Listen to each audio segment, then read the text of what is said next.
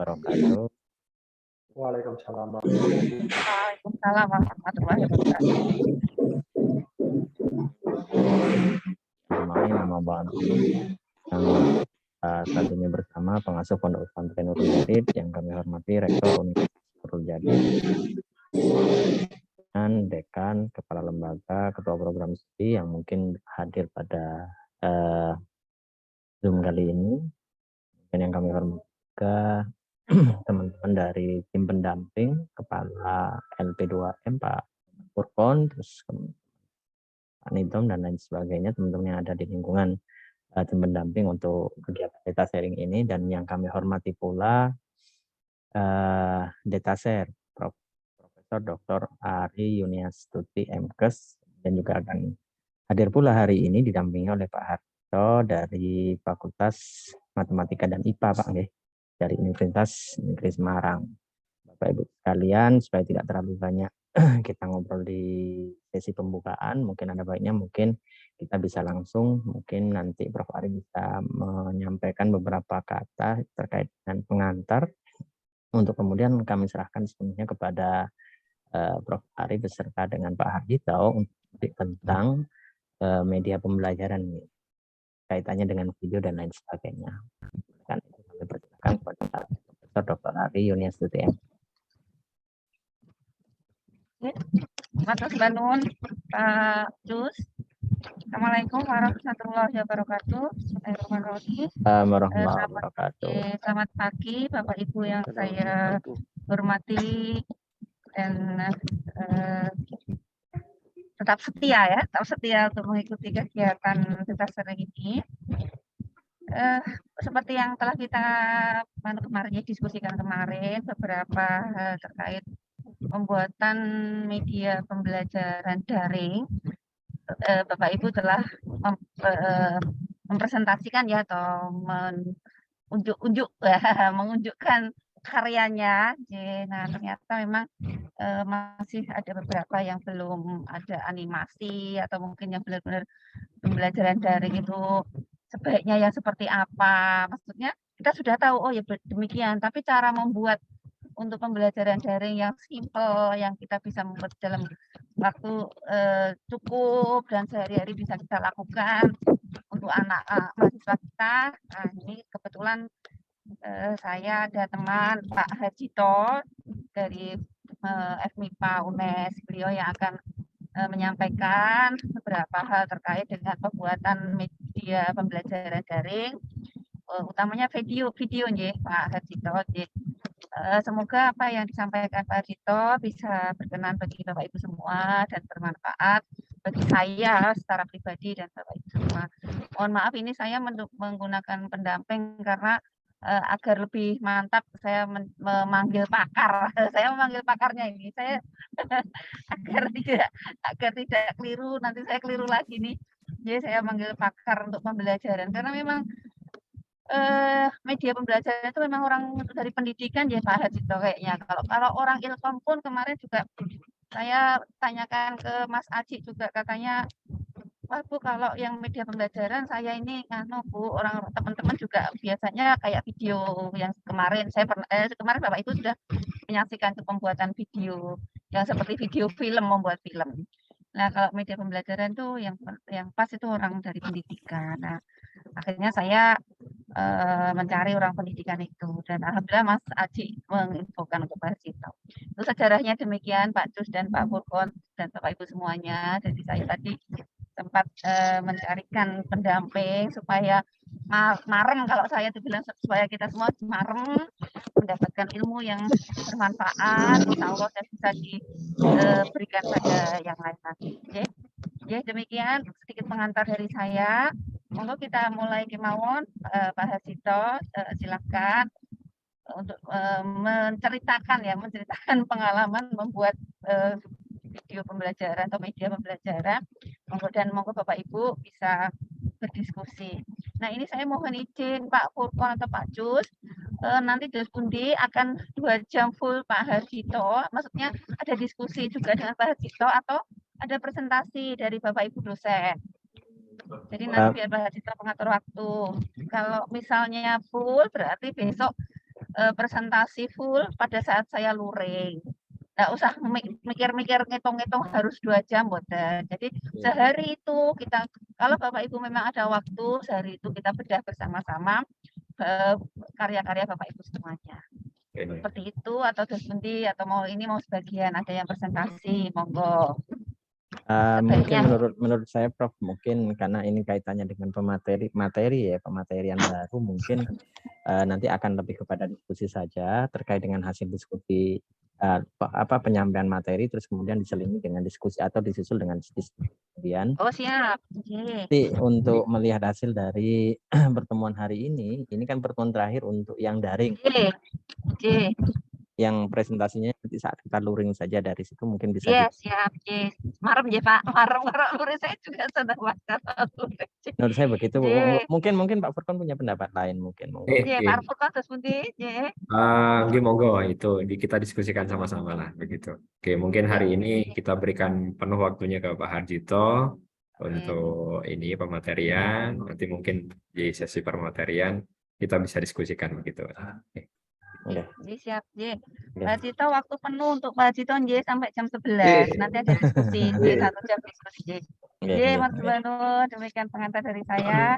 Monggo Pak Cito diperkenalkan untuk Terima kasih Prof. Ari. Jadi itu tadi pengantar dari Prof. Ari, Bapak Ibu sekalian, yang disampaikan tadi bahwasanya hari ini kita akan 2 jam penuh untuk mendengarkan dan menyaksikan bagaimana proses penyusunan materi ajar dalam hari ini media pembelajaran yang disampaikan oleh nanti Pak Harjito dari Fakultas Matematika dan IPA Universitas Negeri Semarang, untuk kemudian nanti disusul kemudian dengan diskusi-diskusi. Mungkin ada beberapa pertanyaan-pertanyaan yang perlu disampaikan kepada penyaji pada hari ini yang Bapak Ibu nanti kita persilahkan di akhir sesi.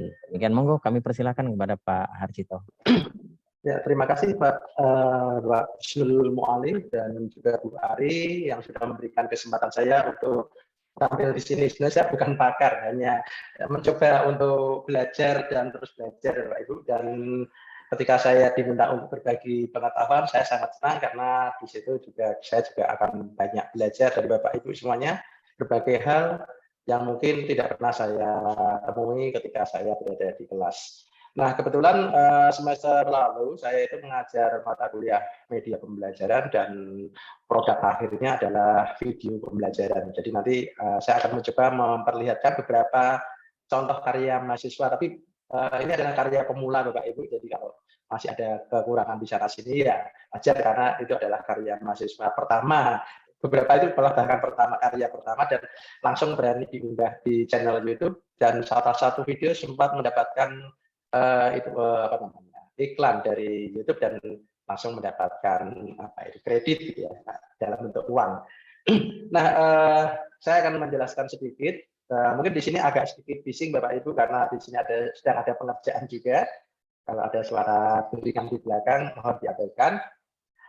Saya sudah bagikan untuk slide-nya di chat. Nanti akan saya bagikan beberapa juga bahan kuliah yang sudah saya susun.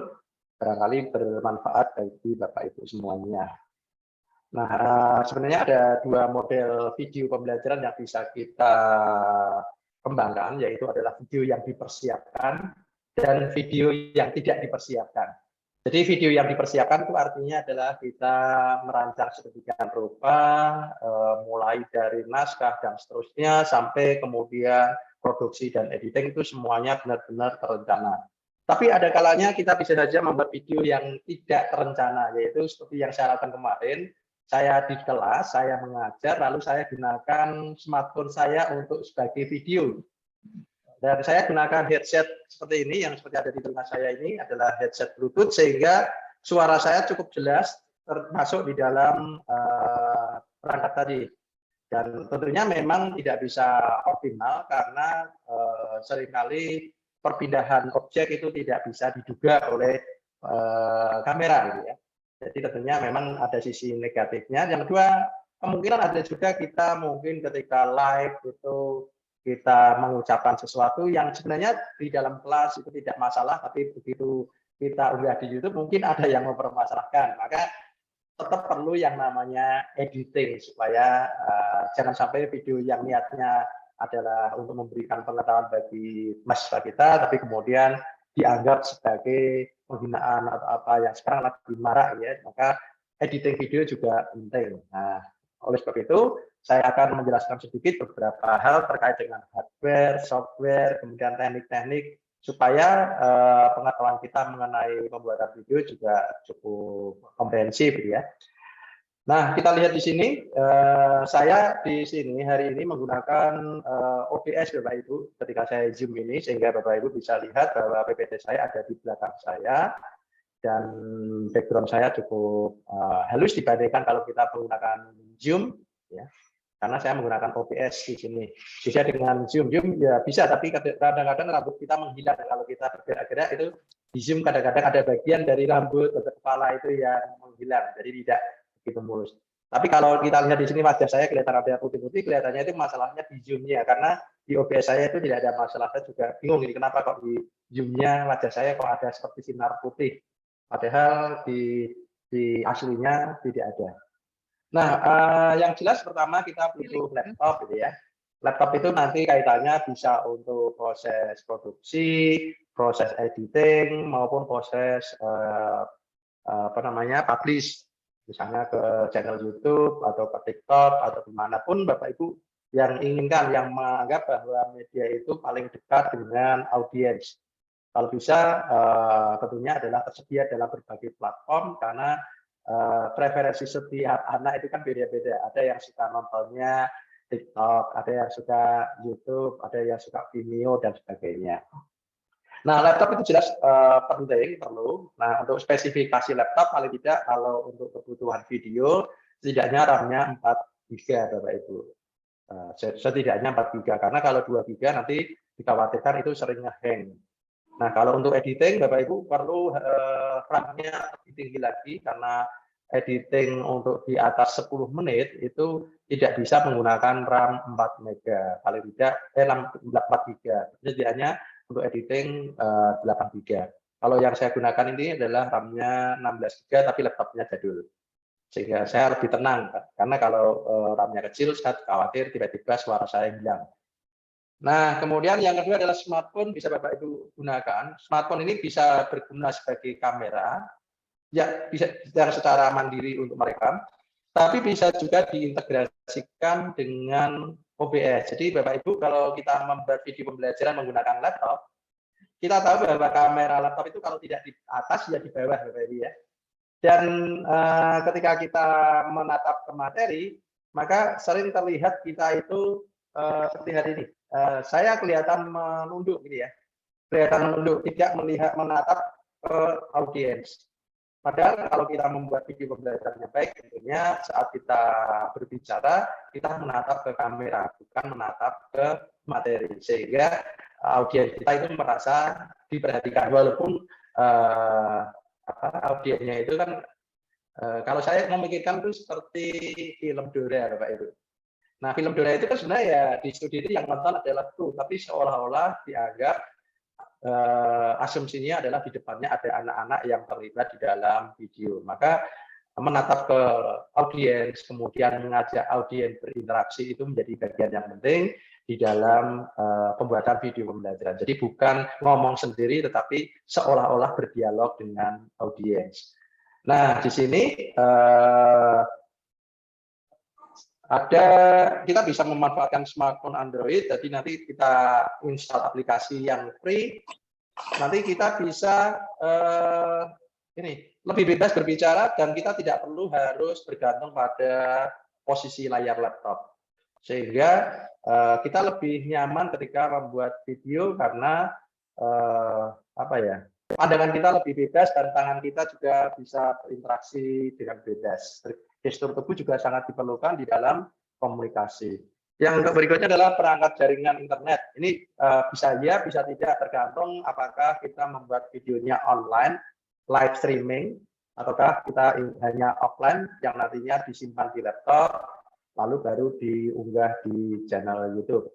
Jadi sebenarnya seperti hari ini, kalau saya mau pun bisa, ini saya buat live. Jadi ketika saya berbicara di sini langsung di channel saya itu langsung tersedia seperti ini. Seperti kalau kita lihat acara pengibaran bendera 17 di Istana Merdeka itu kan live ya. Jadi ketika video disorot langsung bisa diikuti di channel YouTube. Mungkin jedanya hanya beberapa detik dari acara. Jadi pasti ada keterlambatan atau delay sekian detik ya. Nah, kemudian tripod itu juga akan sangat membantu kita. Ya, tripod seperti ini, ya, seperti ini tripod. Kalau yang lebih bagus kita bisa menggunakan yang namanya gimbal. Kalau tripod, kalau kita gunakan begini, itu objeknya goyang-goyang. Tapi kalau gimbal itu memiliki stabilizer. Jadi kita seperti kalau di film itu, kita bisa membuat audien itu selalu tersorot walaupun kita si pengambil gambar itu bergerak, itu tidak berguncang. Itu namanya gimbal. Nanti Bapak Ibu bisa cari di e-commerce, gimbal itu seperti apa, ada yang murah, ada yang mahal tentunya. Yang paling murah setahu saya sekitar harga 700-an. Ini opsional saja, jadi tidak harus ada.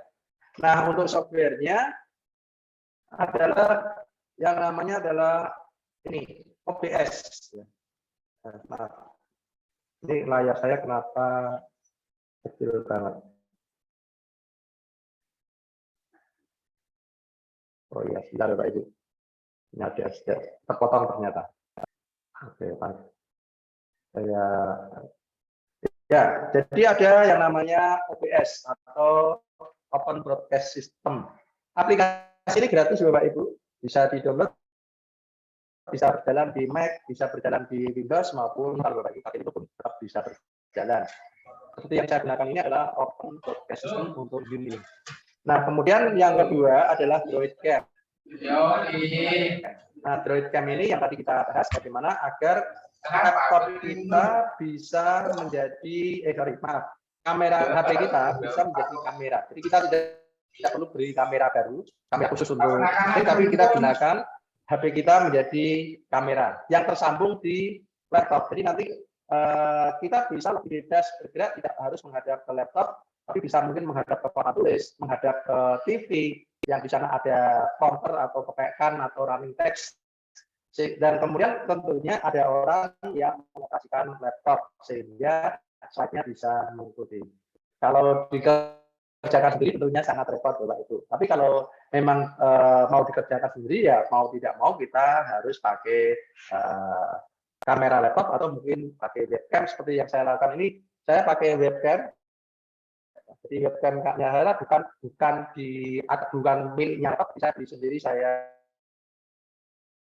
pasang terpisah karena saya ingin video saya lebih cerah, lebih bening. Kalau laptop itu layarnya kurang bagus tampilannya. Jadi saya membeli kamera tambahan yang saya pasang bisa ditaruh di manapun terserah kita. Ini kebetulan posisinya itu lebih tinggi dari mata saya sehingga ketika saya melihat ke layar saya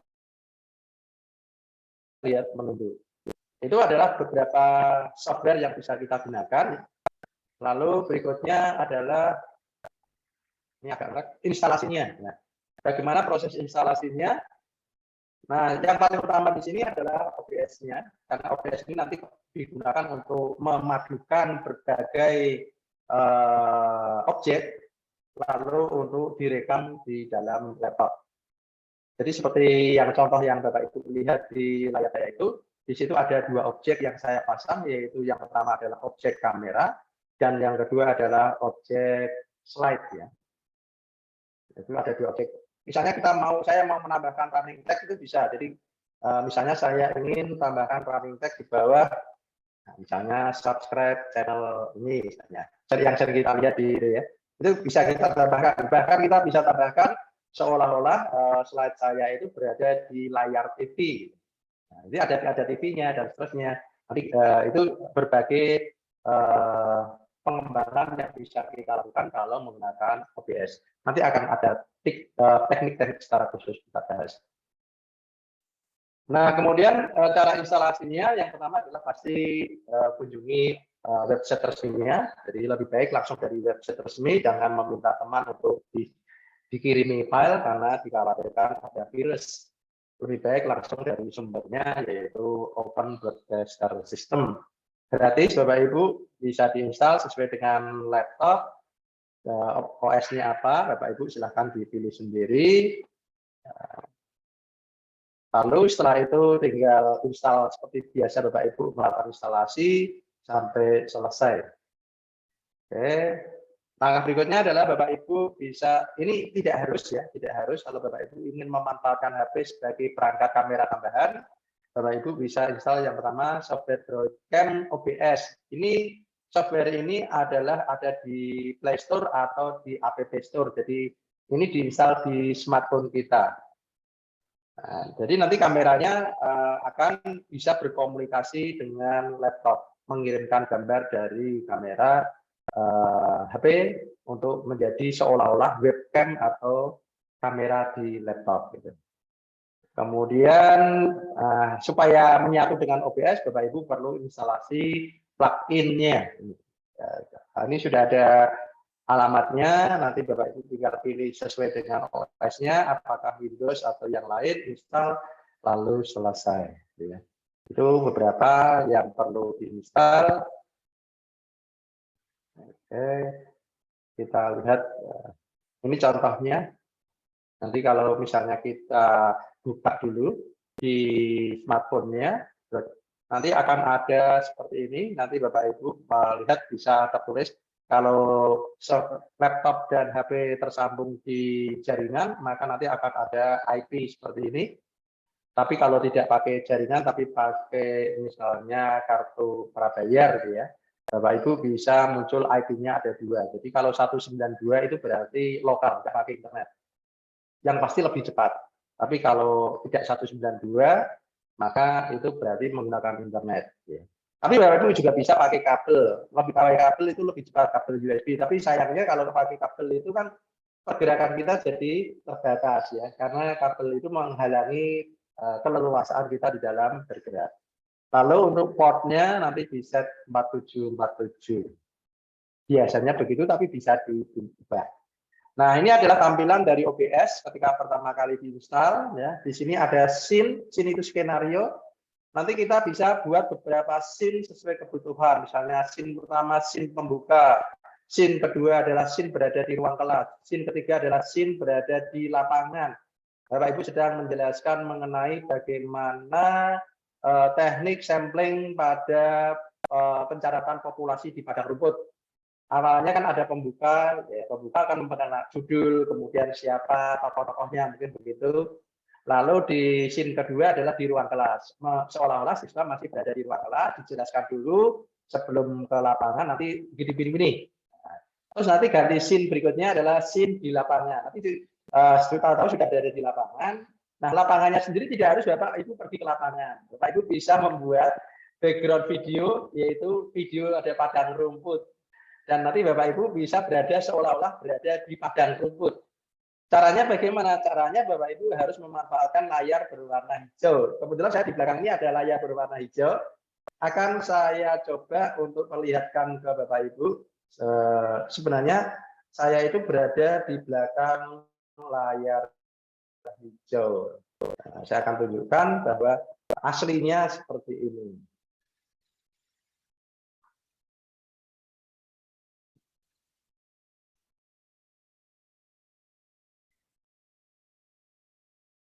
Nah, jadi aslinya saya di belakang saya itu begini. Di belakang saya pasang layar berwarna hijau. Jadi saya beli di online shop layar warna hijau, lalu saya tempel di belakang tembok saya. Walaupun tembok saya hijau, ternyata hijaunya tembok itu nggak bisa menghilang. Begitu saya beli kain yang warna hijau, yang sebenarnya murah ini kainnya, per lembar itu mungkin hanya 12.000, per meternya hanya 12.000 atau berapa kemarin. Terus saya pasang, ternyata hasilnya jadi lebih bagus, ya, jadi lebih mudah. Jadi dengan adanya layar hijau, kita bisa tampil lebih pede lah. Jadi kalau kita di belakang ini kita pasang kita pasang video padang rumput, maka kita nanti terkesan seolah-olah sedang berada di padang rumput. Tapi tentunya tekniknya Bapak Ibu kakinya jangan sampai kelihatan seperti mengambang di atas rumput.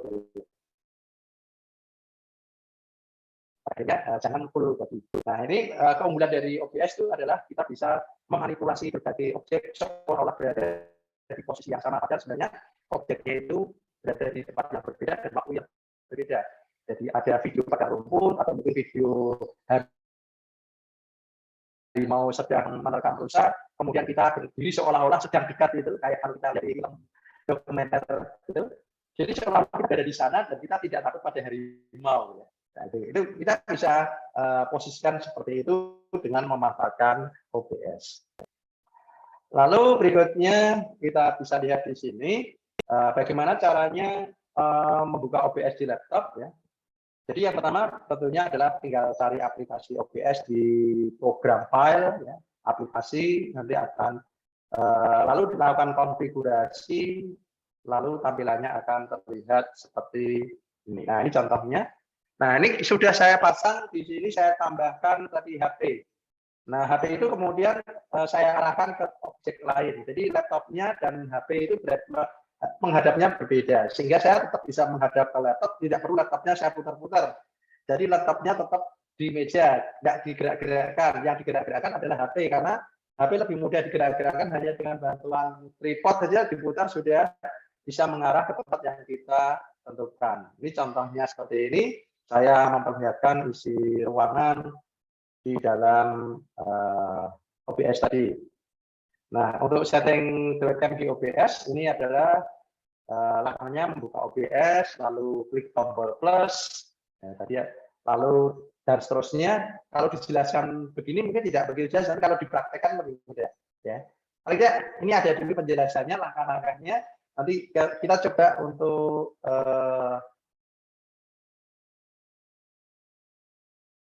nah, ini ada agak nge-lag ini. Agak nge-lag mungkin koneksinya. Ya. Oke, nah di OBS itu ada bagian-bagiannya. Yang pertama adalah yang namanya menu bar. Mungkin saya tunjukkan saja begini, saya tunjukkan saja layarnya, saya pindah.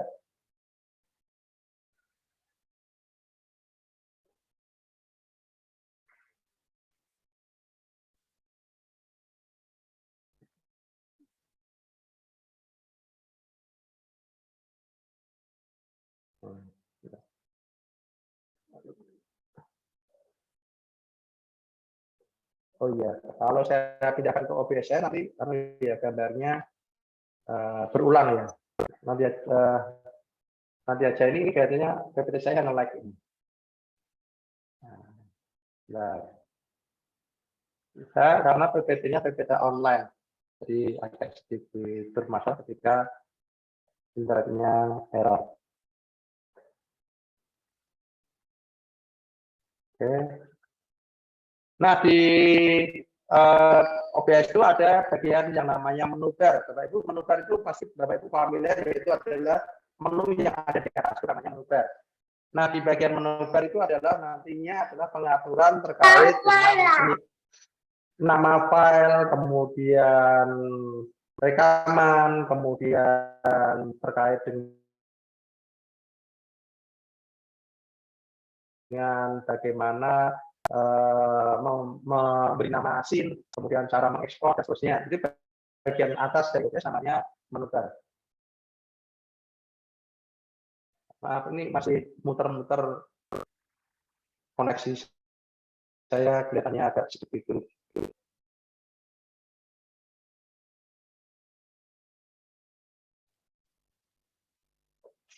Oke, sambil menunggu mungkin sementara ada yang ingin ditanyakan sambil menunggu gangguan layar saya. Silakan Bapak Ibu, mungkin ada yang ingin ditanyakan. Dan nunggu saya dari Pak.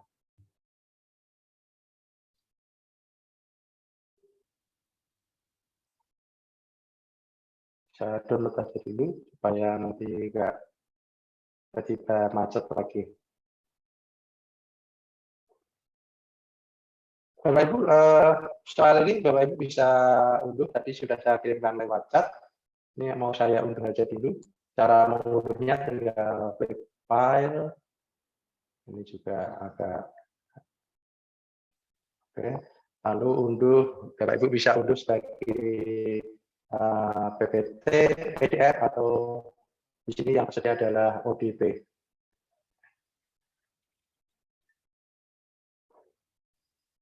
Ya, masih nge-lag ini.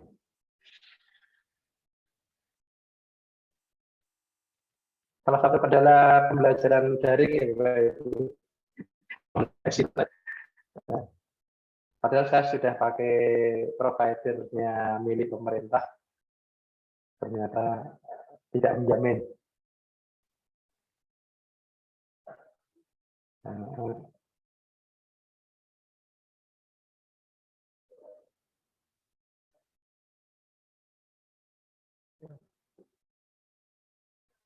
Oke, mungkin sambil menunggu yang tadi, kita akan coba lihat dulu beberapa hal terkait dengan bagaimana menyiapkan, ya, bagaimana menyiapkan video pembelajaran.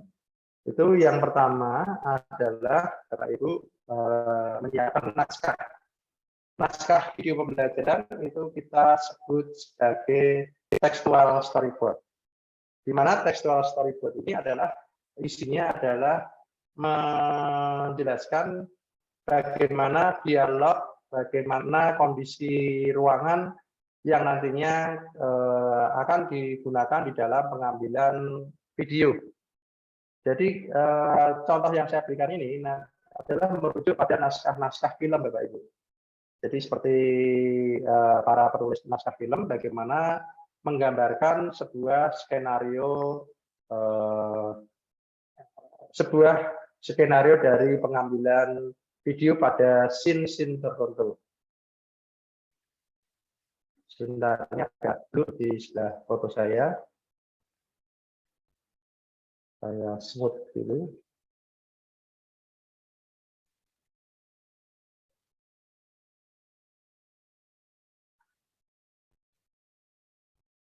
Foto saya belum siap, tidak apa-apa. Nah, storyboard itu adalah berisi tentang desain diagram yang menceritakan kronologis suatu urutan kejadian. Bisa dalam bentuk narasi yang nantinya fungsinya sama dengan sebuah storyboard. Storyboard itu sebenarnya adalah papan cerita. Papan cerita itu kira-kira seperti buku komik. Tapi kalau textual storyboard itu semuanya dalam bentuk kata-kata. Jadi kira-kira seperti apa ya, novel gitu. Dan isinya dialog. Jadi mengapa dibutuhkan textual storyboard? Karena yang pertama adalah tidak semua orang itu mahir menggambarkan. Jadi kalau lebih dikatakan itu lebih mudah daripada digambarkan. Kemudian ide itu lebih mudah diungkapkan daripada ketika kita harus menggambar. Jadi bagi orang-orang yang tidak jago menggambar itu mengungkapkannya menjadi sulit. Tapi kalau diungkapkan dengan kata-kata itu menjadi lebih mudah. Nah, kemudian kalau terjadi perubahan ide, itu akan lebih mudah untuk diperbaiki daripada kalau harus bentuk gambar. Karena tinggal dihapus, kemudian diganti dengan cara baru. Tapi kalau gambar kan harus dihapus. Gambar itu kan tidak semudah kata-kata. Jadi intinya adalah ketika terjadi perubahan itu lebih mudah dan lebih cepat untuk dituangkan sehingga ide itu tidak menguap. Biasanya kalau kita punya pemikiran tidak segera kita tulis, tapi beberapa jam berikutnya kita sudah lupa tadi apa ya mau kita tuangkan idenya. Maka kita perlu yang namanya textual storyboard. Nah, untuk membuat textual storyboard, Bapak Ibu bisa menggunakan bantuan berbagai aplikasi. Atau tidak usah pakai aplikasi juga bisa, asal tentunya sudah ada komunikasi saling memahami maksud dari penulisan. Tapi kalau aplikasi dengan menggunakan aplikasi, maka yang kita tuliskan itu menjadi standarisasi. Jadi siapapun yang memang ada dalam bidang itu akan tahu maksudnya. Nah, ada beberapa aplikasi bisa Celtech, dan App Studio dan seterusnya. Ada yang gratis, ada yang berbayar. Celtech ini menyediakan yang versi gratis. Kemudian kalau pakai Google Doc juga bisa, Bapak Ibu, tinggal tambahkan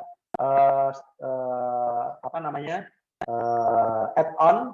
Nah, di sini ada beberapa add-on yang Bapak Ibu bisa pakai kalau untuk mau menulis storyboard. Yang pertama adalah screenplay formatter, kemudian Fontaines, kemudian Lightroom. Jadi ada beberapa pattern itu pengaya di Google Doc kita sehingga kita bisa tidak hanya sekedar menulis tapi memformatkan format tertentu. Nah, terus komponennya apa saja? Nah, yang pertama adalah cover. Cover di dalam Storyboard itu adalah ya kalau kita membuat laporan ada covernya. Isinya adalah judul, episode, penulis, revisi keberapa. Sehingga nantinya ketika kita ingin melihat dari satu edisi ke edisi yang lain, maka kita lihat bagaimana sih perubahan yang terjadi. Kemudian di sini contohnya kalau kita akan membuat sebuah video tentang hukum kekekalan massa melaksanakan percobaan ditulis oleh Hardito, ini adalah draft 3. Draft 3 artinya naskah ini mengalami perbaikan, ini adalah yang ketiga setelah proses perbaikan. Ini covernya. Kemudian berikutnya adalah penjelasannya sudah tadi saya jelaskan. Lalu scene, di dalamnya ada scene. Scene adalah suatu kejadian di suatu tempat tertentu pada waktu tertentu. Jadi tadi berada di ruang kelas pada jam biologi, itu namanya satu scene. Walaupun jamnya masih jam biologi, tapi sudah pindah tempat ke laboratorium, maka harus menjadi scene yang berbeda. Nah, itu yang dimaksud dengan scene. Scene adalah suatu tempat pada waktu tertentu. Bisa juga tempatnya sama, tapi waktunya beda. Di ruang kelas hari ini dan di ruang kelas besok. Sama-sama di ruang kelas yang sama, tapi waktunya berbeda, maka tidak bisa dijadikan satu scene. Harus menjadi dua scene. Nah, kemudian berikutnya adalah bagian-bagian dari scene. Yang pertama adalah screen heading. Screen heading ini adalah intinya penjelasan ini adalah dialog tentang apa, kira-kira gitu. Lalu karakter di sini adalah dalam hal ini aktornya itu siapa. Misalnya aktornya guru atau aktornya guru dan siswa yang sedang maju ke depan. Itu namanya aktor. Kemudian action itu menjelaskan deskripsi adegan. Lalu speaker adalah siapa yang sedang berbicara. Kemudian dialog itu adalah apa yang diucapkan, dan transisi itu adalah peralihan dari satu scene ke scene yang lain. Sering Bapak Ibu lihat di film itu ketika transisi itu ada orang-orang gitu ya, menghilang. Atau mungkin slide ada di PPT itu. Dari satu slide kita membuat animasi transisi. Nah, ini namanya transisi, yaitu perpindahan dari scene. Nah, berikutnya screen heading tadi menggambarkan latar belakang peristiwa. Nanti itu harus dijelaskan apakah INT itu artinya di dalam ruangan atau EXT itu adalah di luar ruangan. Sehingga nanti ketika kita memproduksi video, bagaimana nuansanya kalau berada dalam ruangan tentunya berbeda dengan berada di luar ruangan.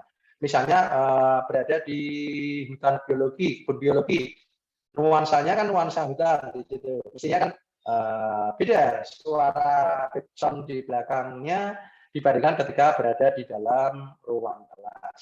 Maka penjelasan mengenai kondisi berada di dalam atau di luar itu perlu dijelaskan sehingga nantinya ketika sedang memproduksi tidak bingung, ini di mana ya lokasinya ya, di dalam atau di luar. Karena biasanya semuanya itu dilakukan dalam studio.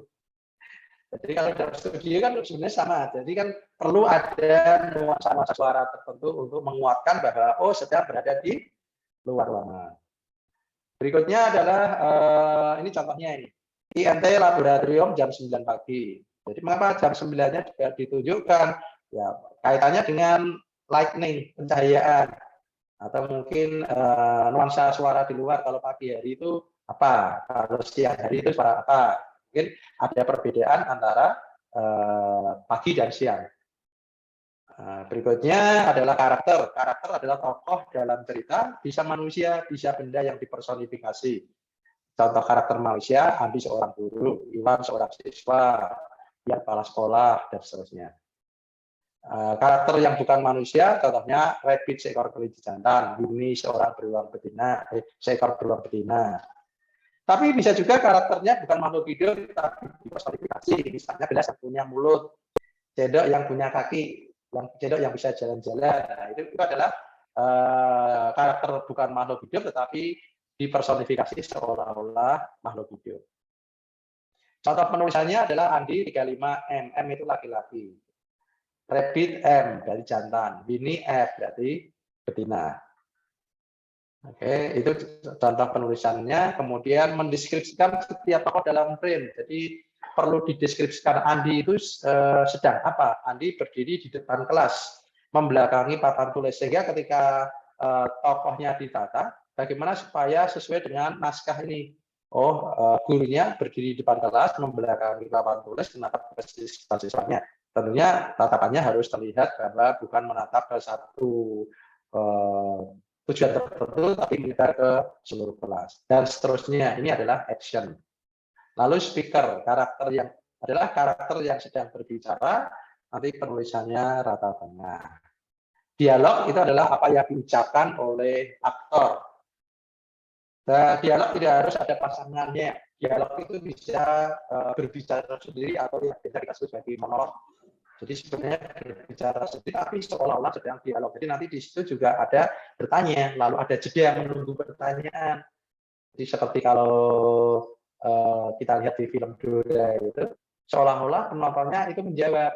Jadi ketika bertanya, jangan tidak langsung berbicara, tapi memberi waktu, kesempatan untuk berinteraksi di situ. Jadi nanti penontonnya akan merasa dianggap menjadi bagian dari video tadi. Ini contohnya, anak-anak, hari ini kita akan belajar mengenai hukum peran massa. Siapkan pakaian keselamatan kita, kita akan menuju ke laboratorium. Ini contoh sebuah dialog.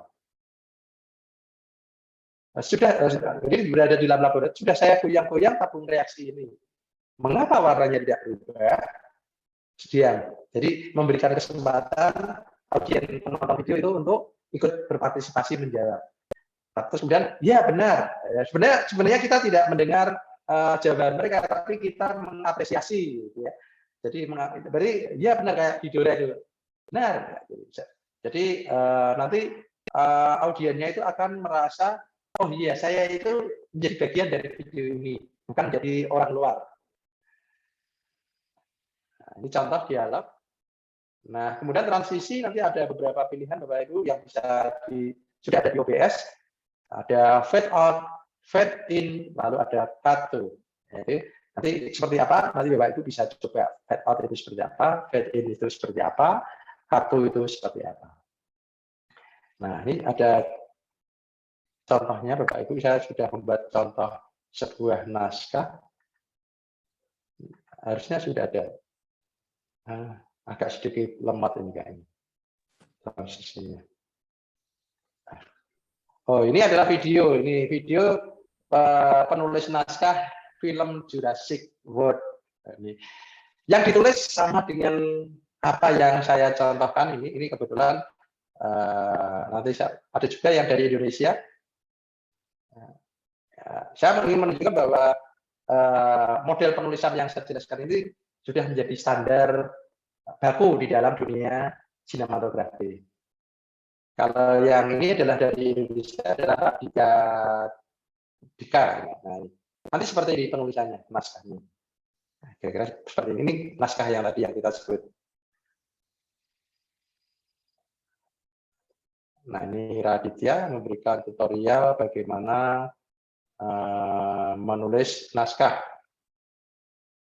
Nah, kalau nanti kita bisa menggunakan ini aja Bapak Ibu, menggunakan Google Doc, lalu sudah diinstal add-on. Di sini ada klik add-on, lalu nanti cari.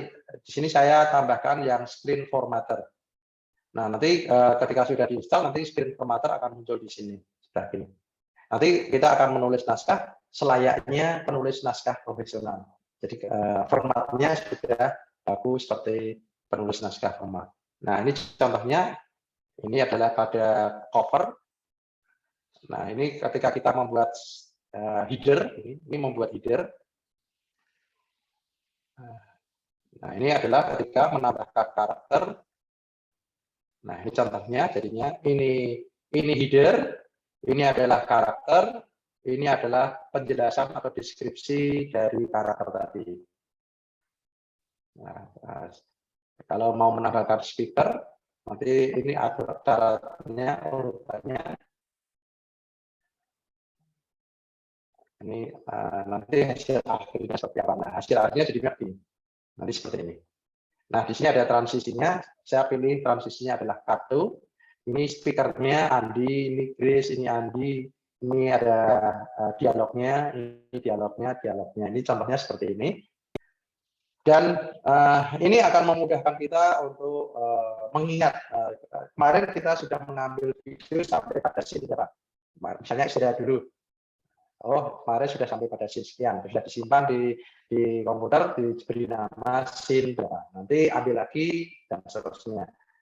Ini adalah bagaimana membuat textual storyboard. Nah, textual storyboard itu perlu kita visualisasikan. Visualisasikan itu agar apa yang diceritakan itu memang sesuai dengan apa yang diharapkan atau yang diimajinasikan dari penulis naskah. Maka di sini ada yang namanya visual storyboard, yaitu divisualisasikan. Pada prinsipnya mirip dengan membuat kartun prinsipnya. Kalau membuat video langsung bisa, ya bisa, tapi hasilnya pasti ya tidak maksimal ya, karena tidak ada perencanaan yang baik. Tapi kalau kita sudah membuat naskahnya, maka kita bisa membuat yang kita siapkan itu menjadi bisa semaksimal mungkin.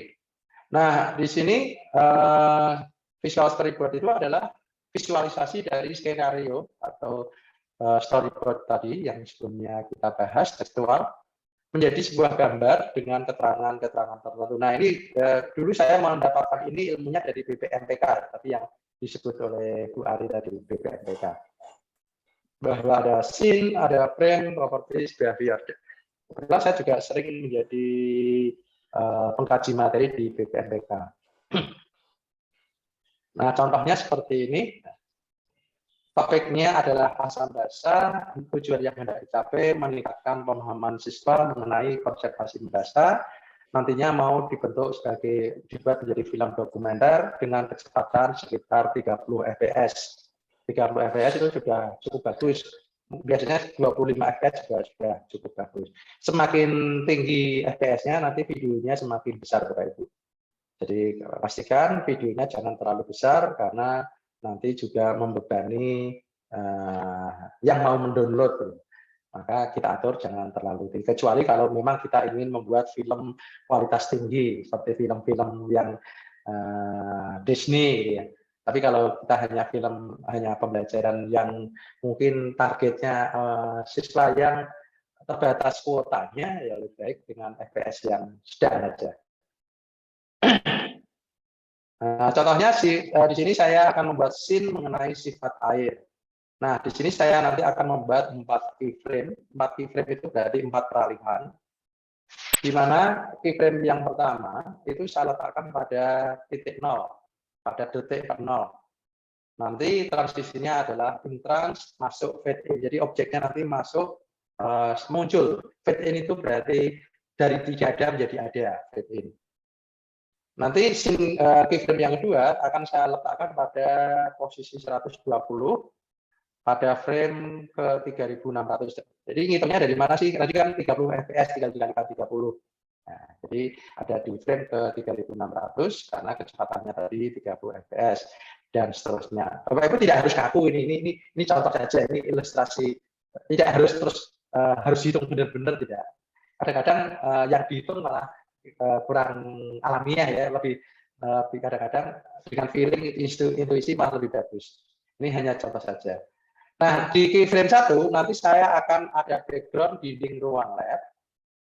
Lalu akan ada properti, yaitu meja kerja laboratorium, beker gelas, pH meter, air dalam beker gelas. Lalu ada narator laki-laki dewasa. Jadi nanti aktornya adalah laki-laki dewasa. Nanti dialognya bunyinya seperti ini, kemudian ada jeda 5 detik, kemudian ini dan seterusnya. Nanti transisinya nanti adalah fokus dari kamera akan yang semula adalah menyorot pada laki-laki dewasa tadi, nanti akan pindah ke gelas, lalu gelasnya makin lama makin dekat, sampai akhirnya malah terlihat molekulnya. Kira-kira, Bapak Ibu bisa bayangkan ya. Jadi belajar kimia, awalnya kan fokus pada orang yang menjelaskan. Nah, setelah itu orangnya kan menjelaskan objek, harusnya kan fokus kamera geser, tidak lagi ke mulut orang atau wajah orang, tapi pindah ke objek, yaitu ke gelas yang berisi air tadi yang mau dijelaskan. Tetapi kalau air itu hanya disorot, kan air itu ya cuma air begitu, tidak akan berubah apa-apa di dalam kimia. Tapi di kimia kan yang ingin menjelaskan bahwa air itu terdiri atas H dan O, ya. Nah, maka nanti di zoom gelasnya makin lama makin besar sampai akhirnya terlihat sampai molekulnya itu kelihatan. Begitu. Sehingga saya mengajak siswa untuk melihat sebenarnya dalam segelas air itu di dalamnya itu apa yang terjadi. Ya, gitu bagaimana. Nah, kalau Ibu juga bisa begini kalau di biologi, misalnya kalau Ibu di rumah punya bunga wijaya kusuma, ya. Bunga wijaya kusuma itu kan kalau mekar itu jam 1 malam, jam 12 malam. Kadang-kadang kan kita nggak sempat untuk mengambil videonya, dan kita ingin menjelaskan bagaimana proses dari mulai mekar sampai kusut kembali, yang kalau tidak salah sampai jam 3 pagi. Bapak Ibu bisa manfaatkan CCTV untuk memantau bayi. Nah, nanti Bapak Ibu bisa cari di internet, jadi CCTV untuk memantau bayi, namanya Babycam, harganya kurang dari 300.000.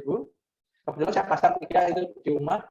Nah, kemudian Bapak Ibu pasang memori di dalamnya, lalu hubungkan dengan HP. HP ini hanya digunakan untuk mengontrol supaya posisi kamera itu tepat. Jadi Bapak Ibu bisa tetap di kamar, tapi mengontrol itu supaya mengarah pada bunga. Nah, setelah itu tinggal dinyalakan saja untuk kamera 24 jam. Nah, begitu pagi selesai, Bapak Ibu bisa ambil kartu memorinya, pindahkan ke OBS, lalu Bapak Ibu bisa cepat videonya. Yang video yang semula 4 jam, Bapak Ibu cepat menjadi 15 menit. Jadi nanti kalau kelihatan proses mekarnya ini cepat sekali. Jadi seolah-olah itu mekarnya wijaya kusuma itu cepat banget, hanya dalam sekian menit itu langsung mekar. Gitu. Itu akan terlihat bagus ketika kita menjelaskan sebuah proses, misalnya gerak pada tanaman, misalnya contohnya. Itu akan alamiah sekali karena objek yang kita gunakan adalah benar-benar objek, bukan animasi, tapi objek sesungguhnya itu lebih bagus daripada animasi. Karena siswa itu juga bisa lebih menerima, oh iya itu wijaya kusuma. Tapi kalau kita membuat animasi wijaya kusuma, kadang-kadang bentuknya juga belum tentu sesuai, ya, lebih sulit membuat animasinya. Maka tadi caranya. Nah ini yang saya bayangkan tadi, ini di frame yang pertama, nanti seperti ini. Di sini ada background laboratorium. Sebenarnya ini bukan laboratorium di tempat kami, Bapak Ibu. Saya nyari di internet, kemudian saya letakkan ini sebagai background. Lalu saya cari mejanya pun saya cari di internet, tapi mejanya saya hapus backgroundnya, lalu saya letakkan di sini sehingga dia itu seolah-olah menyatu. Cuma karena di sini saya perbesar, gambarnya hasilnya resolusi rendah, maka di sini agak pecah-pecah gitu ya. Lalu saya cari pH meter, lalu saya cari gelas, saya letakkan semuanya, saya tata. Ini keyframe 1. Nah, kemudian pada keyframe 2, nanti dindingnya berubah menjadi polos warna abu-abu. Mengapa? Karena nantinya dindingnya itu tidak lagi menjadi tampak, karena yang mau diperlihatkan adalah molekul-molekulnya. Karena kalau ada molekul, ada dinding, jadi aneh. Kalau air saja sudah tembus pandang, ya, tidak terlihat molekulnya, masa dindingnya tidak terlihat molekulnya. Kan di sini dindingnya adalah abu-abu, nanti akan ada molekul H2O sebanyak 20, ada ion H3O+ sebanyak 1, dan seterusnya. Nanti ada teks juga, dan ada narasi juga. Nanti akan ada animasi. Nah, animasinya di sini adalah animasi yang menjelaskan bagaimana molekul-molekul itu bergerak. Jadi bukan animasi yang biasa. Sering kita lihat di video-video pembelajaran, kadang-kadang animasi itu tidak punya makna. Atau di PPT. Jadi PPT-nya sudah menjelaskan tentang proses pencernaan makanan. Tapi animasinya kuda lari atau burung berputar-putar. Itu kan tidak sesuai. Harusnya animasinya adalah bagaimana makanan bergerak dari mulut sampai ke perut. Itu harusnya yang benar seperti itu. Tapi kadang-kadang banyak pembuat animasi yang animasinya itu hanya sekedar penghias yang justru mengalihkan fokus. Nah, di sini akan ada animasi di mana OH- dan H+ nanti akan saling bertabrakan, yang OH- bertabrakan dengan H2O+, terjadi propagasi, dan seterusnya. Di sini untuk menjelaskan bahwa air pun mengalami ionisasi. Nanti akan ada orang yang menjelaskan, tapi orangnya sudah tidak tampak di sini. Jadi orangnya tidak harus selalu tampak di layar. Ya. Biasanya orang itu lebih bagus kalau hanya tampak di depan dan di akhir, tidak di sepenuhnya. Tapi kadang-kadang di tengah muncul tidak apa-apa. Jadi jangan sampai full dalam video itu adalah orangnya selalu tampil. Kemudian, nah ini nanti seperti ini, nanti ini digerak-gerakkan ya. Ada H2O, ada OH-, ada H3O+, gitu ya. Nanti bergerak-gerak, nanti ada pertumbuhan dan ada proses. Ini contohnya yang dimaksudkan. Nah, kemudian di frame yang ketiga, nanti di laboratorium, di blur, dan seterusnya. Ini ada penjelasannya, dan seterusnya. Jadi, kalau semuanya sudah dibuat visual storyboard, nanti pada proses pengambilan video jauh lebih mudah. Kenapa? Karena barang-barangnya itu sudah dibelanjakan. Jadi, ketika kita membuat visual storyboard itu seperti kita belanja ke pasar. Kita mau memasak soto, sudah siap bahannya. Nanti ketika kita acara masak, ya sudah bahan-bahannya tinggal digunakan. Kira-kira begitu bayangannya. Jadi produksi video itu adalah proses memasaknya. Tapi visual storyboard adalah proses belanja, sedangkan textual storyboard adalah membuat rencana belanja. Kira-kira begitu kalau diasumsikan. Nah, saya akan perlihatkan kembali mengenai bagaimana yang ini kayaknya masih nge-lag. Saya tidak tahu ini kenapa nge-lag.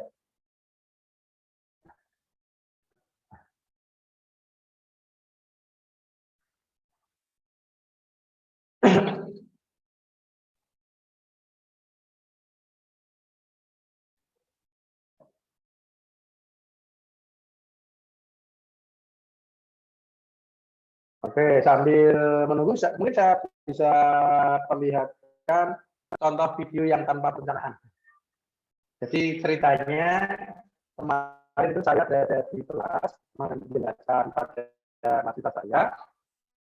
Kemudian setelah selesai menjelaskan ada satu siswa yang mendekati saya dan bilang, Pak, saya belum paham. Yang belum paham yang mana? Semua.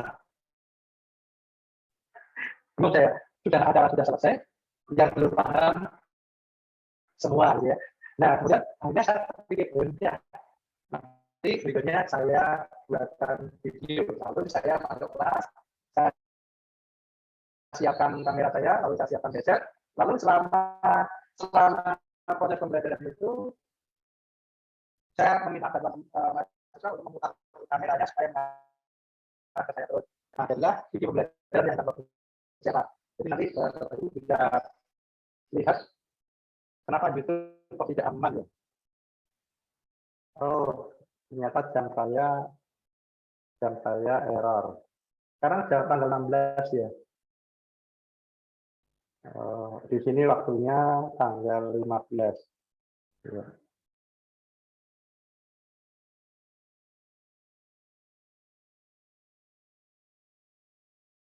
Ya.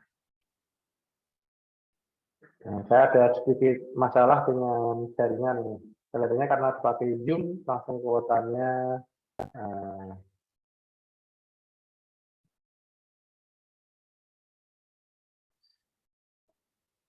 buka YouTube saja sudah lama ini.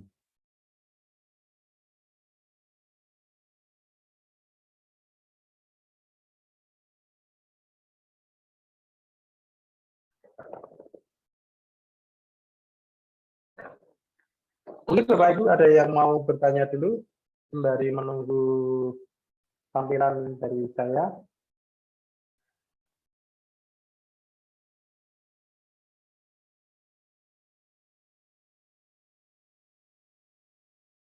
Silahkan Bapak Ibu yang mau bertanya.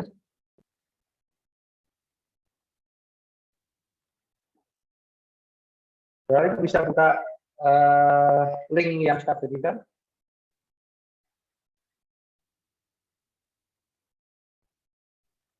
Monggo Bapak Ibu dipersilahkan, mungkin ada pertanyaan diajukan sekarang sambil kita berdiskusi.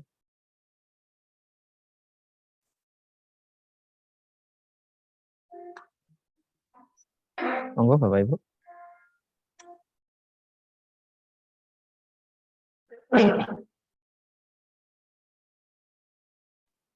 Ini channel saya, Bapak Ibu.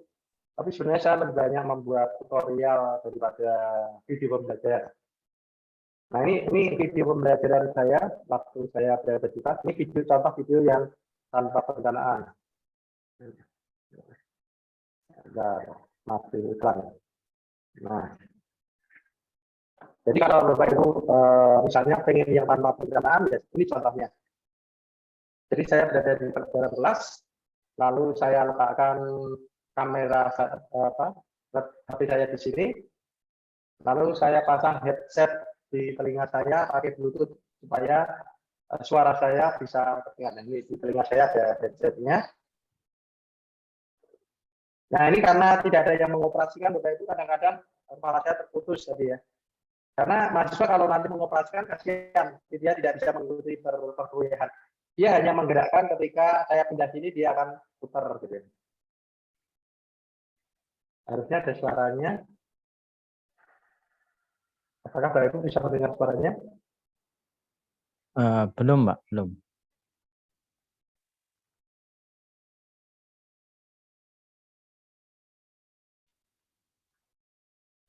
Ini contoh ketika saya menjelaskan. Oke, ini saya mau unduh dulu supaya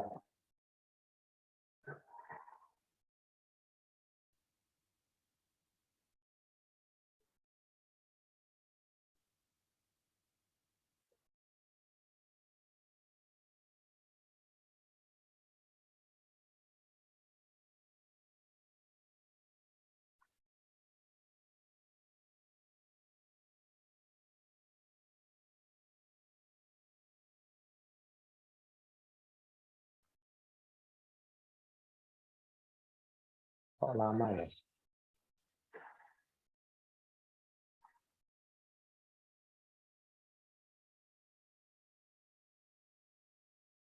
Saya pikir tadi acaranya live ya, ternyata pakai daring.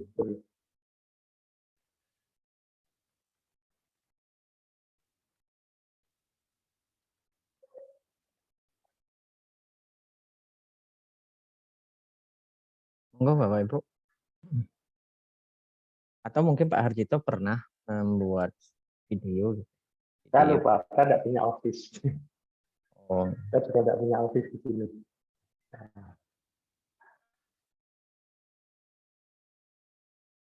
Komputer saya tidak ada office-nya kayak gitu. Karena saya tidak biasa bekerja offline. Saya biasanya kerjanya online langsung di Google Doc.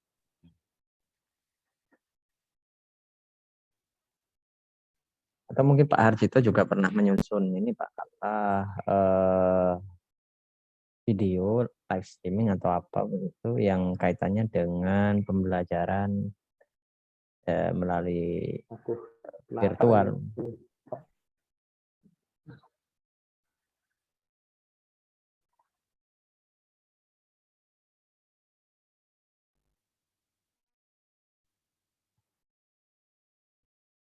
Ini karena pakai Zoom dan OBS bersamaan, saya jadi ngelek-ngelek. Saya ubah ini, saya matikan OBS-nya, saya akan pakai Zoom saja. Tapi barangkali bisa lebih cepat.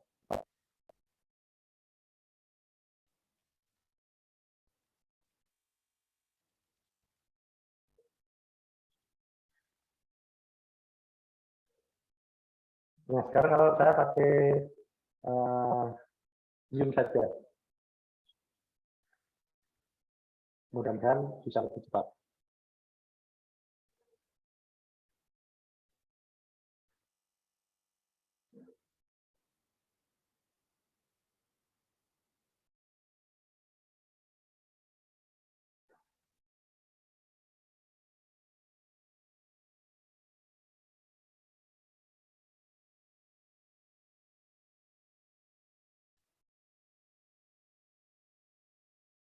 Ya, biasanya masalahnya tadi saya menggunakan OBS bersamaan dengan Zoom, jadinya menguras prosesor dan memori saya.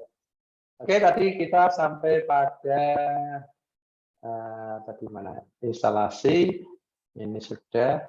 Ini tampilannya ya. Ini prosesnya. Ini adalah mematikan kamera HP dengan OBS. Nah, ini OBS, Bapak Ibu. Nah, kita lihat di sini. Bagian atas ini namanya adalah menu bar ya. Menu bar ini isinya file, edit seperti biasa kalau kita pakai aplikasi yang lain. Lalu di sini adalah scene, Bapak Ibu bisa tambahkan ada scene 1, scene 2, scene 3. Tapi kalau namanya scene 1, scene 2, scene 3 nanti Bapak Ibu akan kesulitan untuk mengetahui ini tentang apa. Maka lebih baik diganti misalnya ini adalah pembuka, ini adalah berada di dalam ruangan, kemudian ini adalah berada di laboratorium, berikutnya adalah di lapangan, kembali ke ruangan, dan seterusnya. Sehingga kita lebih mudah untuk perpindahan, oh sekarang adalah masuk scene ketiga, nanti kita tinggal klik scene 3, otomatis di sini semuanya akan berubah. Jadi misalnya kita scene 1 ini adalah tulisan-tulisan, kemudian scene 2 nanti di sini ada ruang kelas, scene 3 nanti background-nya berubah menjadi laboratorium, scene 4 nanti berubah menjadi padang rumput, dan seterusnya. Nah, bagian yang berikutnya adalah sources. Sources ini nanti kita bisa tempatkan berbagai macam. Ada video, Bapak Ibu bisa punya video bisa diputar di sini. Nanti videonya biar kelihatan bagus seperti acara nobar misalnya. Jadi videonya nanti diletakkan di sebuah TV besar. Nanti seolah-olah di sini ada orang nonton, itu bisa. Nanti siswanya itu yang melihat seolah-olah itu nonton bareng. Nanti gurunya mungkin berada di depan sini sambil nonton, sambil menjelaskan kejadian-kejadian di dalam video tadi. Nah, sehingga nanti kesannya siswa itu seolah-olah berada dalam satu ruangan dengan gurunya. Lalu bisa juga Bapak Ibu tambahkan gambar, gambarnya itu bisa slide, artinya gambarnya itu bisa berganti-ganti, berubah-ubah. Lalu Bapak Ibu bisa juga tambahkan kamera, kameranya bisa lebih dari satu Bapak Ibu. Jadi kalau Bapak Ibu punya 3 kamera, bisa saja Bapak Ibu letakkan 3 kamera di sini jejer seolah-olah sedang dialog. Ya. Kalau di Zoom kan jejer-jejernya ya, jadi kalau di Zoom itu sama-sama kamera aktif kan semuanya menghadap ke arah yang sama. Nah, kalau kita olah di sini nanti kita bisa buat seolah-olah itu mereka itu sedang dialog seperti di acara TV kalau debat itu. Nanti ditambahkan ada meja di sini, jadi kesannya seperti sedang berdiskusi. Bisa juga nanti ditambahkan teks yang berjalan, jadi ada teks yang berjalan, kemudian ada judul dan seterusnya. Jadi makin banyak komponen yang ditambahkan, tentunya makin banyak source yang akan muncul di sini. Nah, kemudian yang di sini adalah audio mixer. Nah, ini yang sering jadi problem. Jadi Bapak Ibu kalau menggunakan perangkat komputer, seringkali audio mixer ini tidak memuaskan hasilnya. Suaranya itu tidak jelas. Bapak Ibu lebih baik kalau mau merekam audio menggunakan smartphone-nya sebagai alat perekam. Nanti baru disatukan dengan video, karena kalau kita menggunakan perekam bawaan itu biasanya suaranya itu sangat kecil, jadi kualitasnya juga tidak bagus, tidak ngebass. Kalau Bapak Ibu pengen bagus harus membeli mikrofon dan harganya ternyata tidak tanggung-tanggung. Harga mikrofon paling bagus, yang bagus itu paling murah itu 2 juta. Hanya mikrofon saja. Nah, di sini adalah transisi yang tadi kita bahas, ada fade, ada cut off, ada fade in, ada fade out. Ya.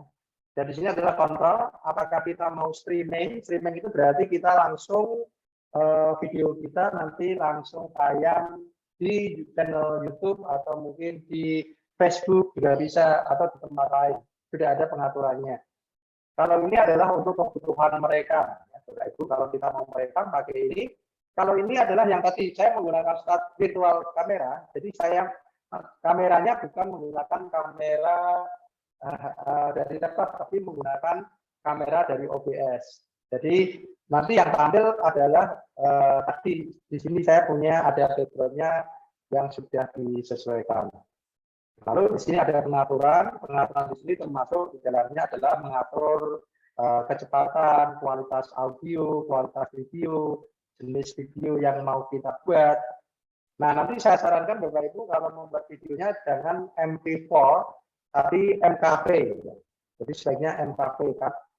kelebihan MKV begini, kalau Bapak Ibu tiba-tiba berhenti stop, jadi Bapak Ibu bisa lanjutkan di berikutnya tanpa harus menyatukan kedua video tadi.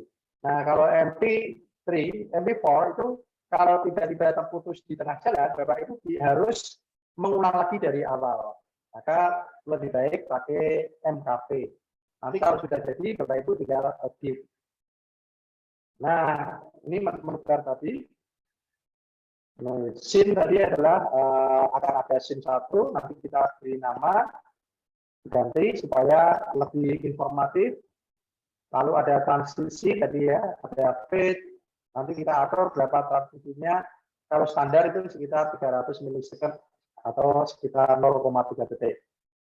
Kemudian source-nya tadi bisa kita tambahkan berbagai perangkat yang ingin kita hubungkan dengan OBS. Kemudian untuk gambar, ini menambah gambar. Ini menambah tulisan berjalan. Jadi bagaimana supaya ada tulisan berjalan di video kita. Menambahkan slide PPT. Hasilnya kira-kira seperti ini. Nah, ini ada tulisan berjalan. Ini ada kamera wajah saya. Ini ada PPT, kemudian ada background. Ini masih mentah, masih orangnya pun masih belum pakai Discord yang sesuai ya. Ini masih pengaturan. Nah, ini PPT. Ini ada tulisan berjalan, ini kamera. Nah, kalau kita lihat di sini ada image, lalu ada window open. Ini video opennya. Image-nya saya paling bawah, jadi dia background ini image. Lalu ada window, ini jendela. Kemudian ini broadcam, ini kameranya. Bukan kamera bawaan laptop, tapi pakai HP. Lalu ada teks, ini ada tulisan yang berjalan. Nah, lalu bagaimana mengatur audio? Nah, caranya adalah kita pilih scene yang akan kita tentukan. Nah, di sini kita harus selalu tes audionya, harus kita cek, harus kita monitor. Nah, supaya ketika kita monitor tidak menyebabkan suara feedback, maka kita harus pakai headset. Karena kalau tidak pakai headset, nanti suaranya balik lagi, Bapak Ibu. Dan sampai sekarang pun saya masih kesulitan untuk mendapatkan posisi audio yang bagus. Saya sudah mengikuti berbagai tutorial di internet, tapi tetap saja audio itu kualitasnya tidak bagus. Dan memang kata beberapa teman yang sudah berkecimpung di dunia video ini, memang harus punya mikrofon khusus, ya. Harus punya mikrofon khusus agar audionya bagus. Kemarin saya beli mikrofon khusus, tapi harga murah. Ini seperti ini ya Pak Ibu. Maaf. Nah, saya satu tunjukkan. Ini mikrofonnya. Ini harganya murah, sekitar 400 atau berapa. Tapi ternyata hasilnya juga tetap tidak bagus. Lalu juga saya tambahkan mixer. Saya membeli mixer ini ya Pak Ibu. Mixer. Kalau mixer ini kita gunakan, ini bisa digunakan untuk mengubah suara. Jadi suara kita bisa berubah. Jadi entah itu suara menjadi lebih berat, suara seperti karikatur. Kita juga bisa menambahkan suara tepuk tangan, suara orang memberikan aplaus, atau suara-suara lain. Jadi mixer itu untuk keperluan penambahan suara-suara efek suara. Nah, satu lagi kameranya. Nah, kemudian agar praktis kita perlu menambahkan beberapa shortcut supaya kita tidak bergantung pada mouse. Apalagi kalau nanti kita bekerjanya pakai satu layar. Bapak Ibu, saya ini di acara ini saya menggunakan 2 layar, Bapak Ibu. Bapak Ibu nanti bisa lihat ada 2 layar di tempat saya. Karena kalau saya acara seperti ini menggunakan 1 layar itu benar-benar sangat repot. Karena harus beralih dari satu aplikasi ke aplikasi lain. Jadi ini laptop saya.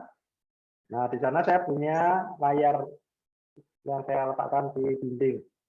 Jadi supaya saya bisa melihat audiens dan saya bisa melihat ke tayangan dengan lebih mudah. Kalau pakai 1 layar benar-benar sangat repot. Ini contoh bagaimana saya mengatur. Nah, sebenarnya belum bisa dikatakan sebagai studio ini, Bapak Ibu, karena masih saya belum punya untuk akustiknya ini. Belum ada pintunya, akustik juga masih terganggu suara-suara dari luar karena tidak ada peredam suaranya. Mestinya kalau yang bagus harusnya studionya itu adalah benar-benar hening, gitu. Tidak ada suara-suara luar masuk. Nah, nanti kita memerlukan, nah ketika kita mau melakukan perekaman, yang pertama adalah kita melakukan klik start recording, lalu melakukan aksi, ya. Nah, suatu saat mungkin kita ingin berhenti dulu, maka kita bisa pause saja. Nah, lalu kita mungkin menata ada yang salah, misalnya posisi tempat duduknya tidak tepat, atau mungkin ada objek yang belum ditambahkan, maka kita bisa jeda, pause. Dan kalau kita ingin lanjutkan, maka unpause. Lalu kalau kita ingin selesai, berarti kita hentikan. Nah, nanti kalau sudah dihentikan, filenya akan tersimpan dalam format MKP atau MP4 tergantung pengaturan. Ini contoh karya peserta kuliah saya. Ini contohnya, Bapak Ibu bisa saya tayangkan.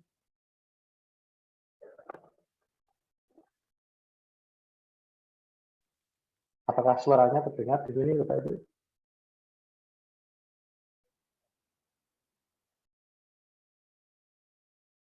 Belum Pak, belum terdengar.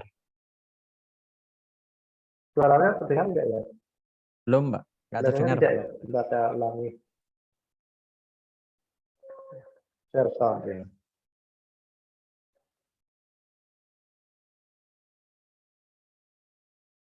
Ikatan persaudaraan, ikatan simpul, atau bahkan ikatan cinta. Dalam ilmu kimia, kita juga mempelajari yang namanya ikatan. Lebih tepatnya yaitu ikatan antar unsur yang membentuk molekul. Lalu, apa hubungan video di awal yang sudah kita lihat dengan ikatan pada kimia? Untuk lebih jelasnya, kita simak penjelasan berikut. Di video awal, kita dapat melihat bahwa Ika sedang kehausan, lalu dia pun meminum air. Perlu kita ketahui, air merupakan salah satu senyawa yang berguna bagi kehidupan kita, di mana air dapat berguna untuk mencuci, mandi, minum, dan sebagainya. Nah, ini contoh yang lain.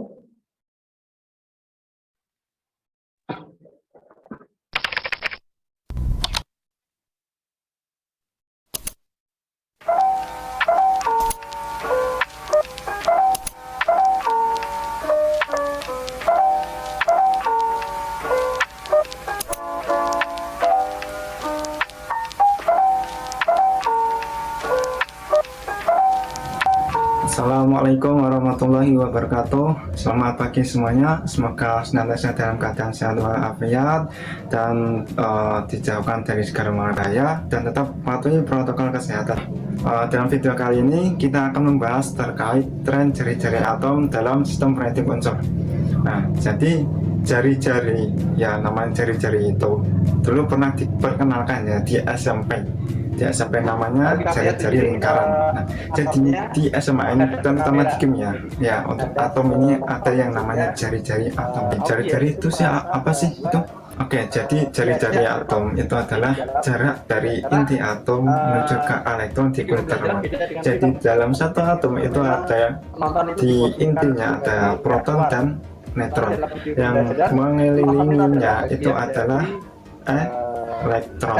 Dalam golongan ketiga, golongan ketiga berarti golongan dari atom boron, aluminium, terus Ga sampai Ti, itu kan. Nah, itu dalam satu golongan itu memiliki sifat yang sama. Nah, kemudian nomor atomnya dari boron. Nomor atom dari boron berapa? Coba kalian buka dulu ya tabel SPO-nya.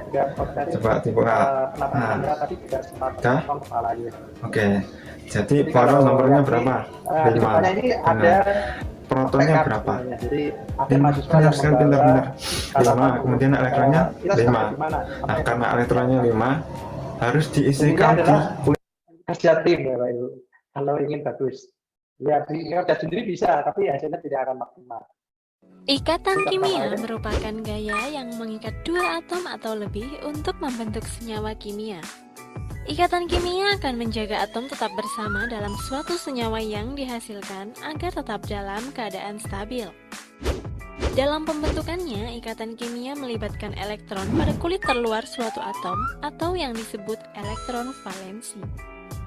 Jenis ikatan kimia diantaranya ikatan ion.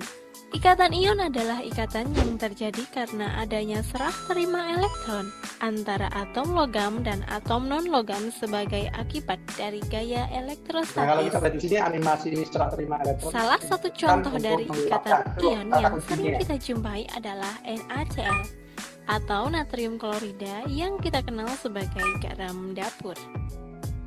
Kita tentu tidak asing lagi dengan garam dapur. Hampir setiap masakan yang kita makan pasti mengandung garam. Garam berwujud padat namun mudah rapuh. Garam memiliki titik didih yang sangat tinggi. Tahukah Anda mengapa garam memiliki sifat demikian? Sifat dari garam dipengaruhi oleh jenis ikatan kimia dan struktur senyawanya. Bagaimanakah cara unsur penyusun garam berikatan? Dalam keadaan netral, atom Na memiliki 11 proton dan 11 elektron, sedangkan atom Cl memiliki 17 proton dan 17 elektron. Atom Na memiliki konfigurasi elektron 2, 8, 1, sehingga elektron valensinya adalah 1. Sementara atom Cl memiliki konfigurasi elektron 2, 8, 7, sehingga elektron valensinya adalah 7. Pada keadaan ini, atom Na dan Cl tidak stabil karena semua kulitnya tidak terisi penuh oleh elektron. Berdasarkan kaidah oktet, untuk mencapai kestabilannya, maka atom Na harus melepaskan 1 elektron, sedangkan atom Cl membutuhkan 1 elektron. Atom Na akan memberikan 1 elektronnya pada atom Cl, sehingga atom Na akan bermuatan positif karena jumlah proton lebih banyak daripada jumlah elektron. Atom Cl akan bermuatan negatif karena jumlah proton lebih sedikit daripada jumlah elektron. Dengan demikian, atom Na dan Cl dapat mencapai kestabilannya dengan cara serah terima elektron membentuk senyawa NaCl.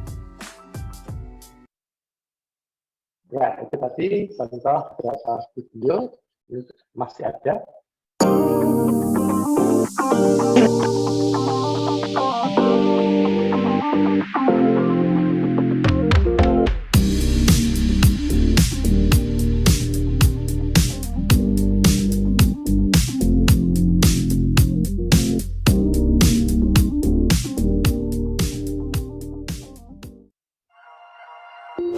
Assalamualaikum warahmatullahi wabarakatuh. Halo Sobat Kimia, bagaimana kabarnya hari ini? Di video pembelajaran kali ini, kita akan belajar mengenai materi ikatan ion. Apa itu ikatan ion? Bagaimana penerapan ikatan ion dalam kehidupan sehari-hari? Dan bagaimana memahami soal-soal ikatan ion dengan mudah? Ayo kita simak penjelasan berikut ini. Ikatan ion adalah ikatan yang terjadi karena adanya serah terima elektron antara logam dan non-logam sebagai akibat dari gaya elektrostatis. Sobat kimia, apa sih gaya elektrostatis itu? Ya, benar sekali. Gaya elektrostatis adalah gaya yang timbul pada dua benda yang memiliki muatan listrik statis. Jika muatannya sejenis, maka akan tolak-menolak. Dan jika muatannya berlawanan, akan tarik-menarik. Salah satu contoh penerapan ikatan ion dalam kehidupan sehari-hari adalah garam dapur. Garam dapur memiliki rumus kimia NaCl atau natrium klorida. Kita tentu tidak asing lagi dengan yang namanya garam dapur. Hampir di setiap masakan yang kita makan mengandung garam. Garam memiliki titik didih yang sangat tinggi. Sifat dari garam dipengaruhi oleh jenis ikatan kimia dan struktur senyawanya. Oke, demikian Bapak Ibu semuanya yang bisa saya sampaikan pada acara kali ini. Tadi beberapa contoh video karya mahasiswa saya, Bapak Ibu, dan kalau ditanya apakah dosennya bisa lebih bagus dari itu, jawabnya kelihatannya kok kalau dosennya sendirian tidak mungkin. Gitu. Kayaknya malah bagus mahasiswanya. Gitu. Karena dalam penyusunan pembuatan video yang bagus memang diperlukan kerjasama tim, tidak bisa seorang. Karena kalau seorang itu kan repot banget, harus mengoperasikan kamera, kemudian harus menjadi aktor, harus mengoperasikan OBS pada waktu yang bersamaan. Itu yang menjadi cukup sulit untuk kalau kita bekerja sendiri. Jadi Bapak Ibu kalau nanti mau mencoba membuat video pembelajaran, Bapak Ibu bisa mencoba membentuk tim. Nah, ketika membentuk tim, pastikan timnya itu cocok sesuai dengan tugasnya. Jadi kalau semuanya adalah dalam tim itu adalah tipe yang ingin tampil semua, ya susah. Harusnya ada orang yang tipe tampil, ada orang yang suka bekerja di belakang layar, ada yang suka mengontrol, ya kan ada sutradaranya, kemudian ada aktornya, ada operatornya, ada kameramennya. Jadi kalau semuanya pengen jadi aktor semua, malah tidak jadi videonya, ya gitu. Kalau kemarin yang saya ajarkan pada mahasiswa itu berkolaborasi, jadi dalam satu tim nanti sudah berbagi tugas, ini tugasnya apa, ini tugasnya apa, sehingga video itu bisa menjadi lebih maksimal. Dan ini adalah prosesnya panjang Bapak Ibu. Jadi melalui beberapa kali penayangan, revisi, perbaikan, saran gitu. Ini tugas satu mata dalam satu semester, dan tahapan materi-materinya juga seperti yang saya sampaikan tadi, mulai dari menyusun naskah, kemudian membuat visual storyboard, lalu mengambil pengambilan gambar, lalu setelah itu didiseminasikan, dapat masukan, nanti editing, dan seterusnya. Kemudian mengenai durasi video yang ideal itu berapa sih? Kalau kita menayangkan di YouTube sebaiknya ya kira-kira 15-20 menit, jangan sampai lebih dari itu. Karena kalau lebih dari itu nanti sudah terlihat membosankan. Bapak Ibu tentu ingat, dulu di televisi ada namanya televisi pendidikan Indonesia ya, ada siaran pembelajarannya, tapi kita lihat ternyata sedikit jarang yang ikuti. Kenapa? Karena membosankan gitu ya. Kecenderungannya kan membosankan. Jadi ya tiwas dibuat dengan berbagai susah payah, dengan berbagai biaya yang besar, tetapi kalau ternyata tidak mampu menarik minat, itu akan menjadi kelihatan seolah-olah itu sia-sia. Tapi kalau video itu durasi pendek, kita bisa lebih memaksimalkan, mengoptimalkan di dalam video tadi, sehingga nanti videonya bisa menjadi justru lebih bagus daripada video yang durasinya panjang. Lain halnya kalau memang kita niatnya membuat film, dilihat tidak lagi. Tapi kalau video belajar, saya pikir 15 menit itu sudah cukup bagus. Demikian yang bisa saya sampaikan, saya kembalikan ke moderator. Baik, terima kasih Pak Ardhito. Monggo Bapak Ibu, kita sudah sampai pada sesi diskusi. Mungkin ada beberapa hal yang perlu ditanyakan.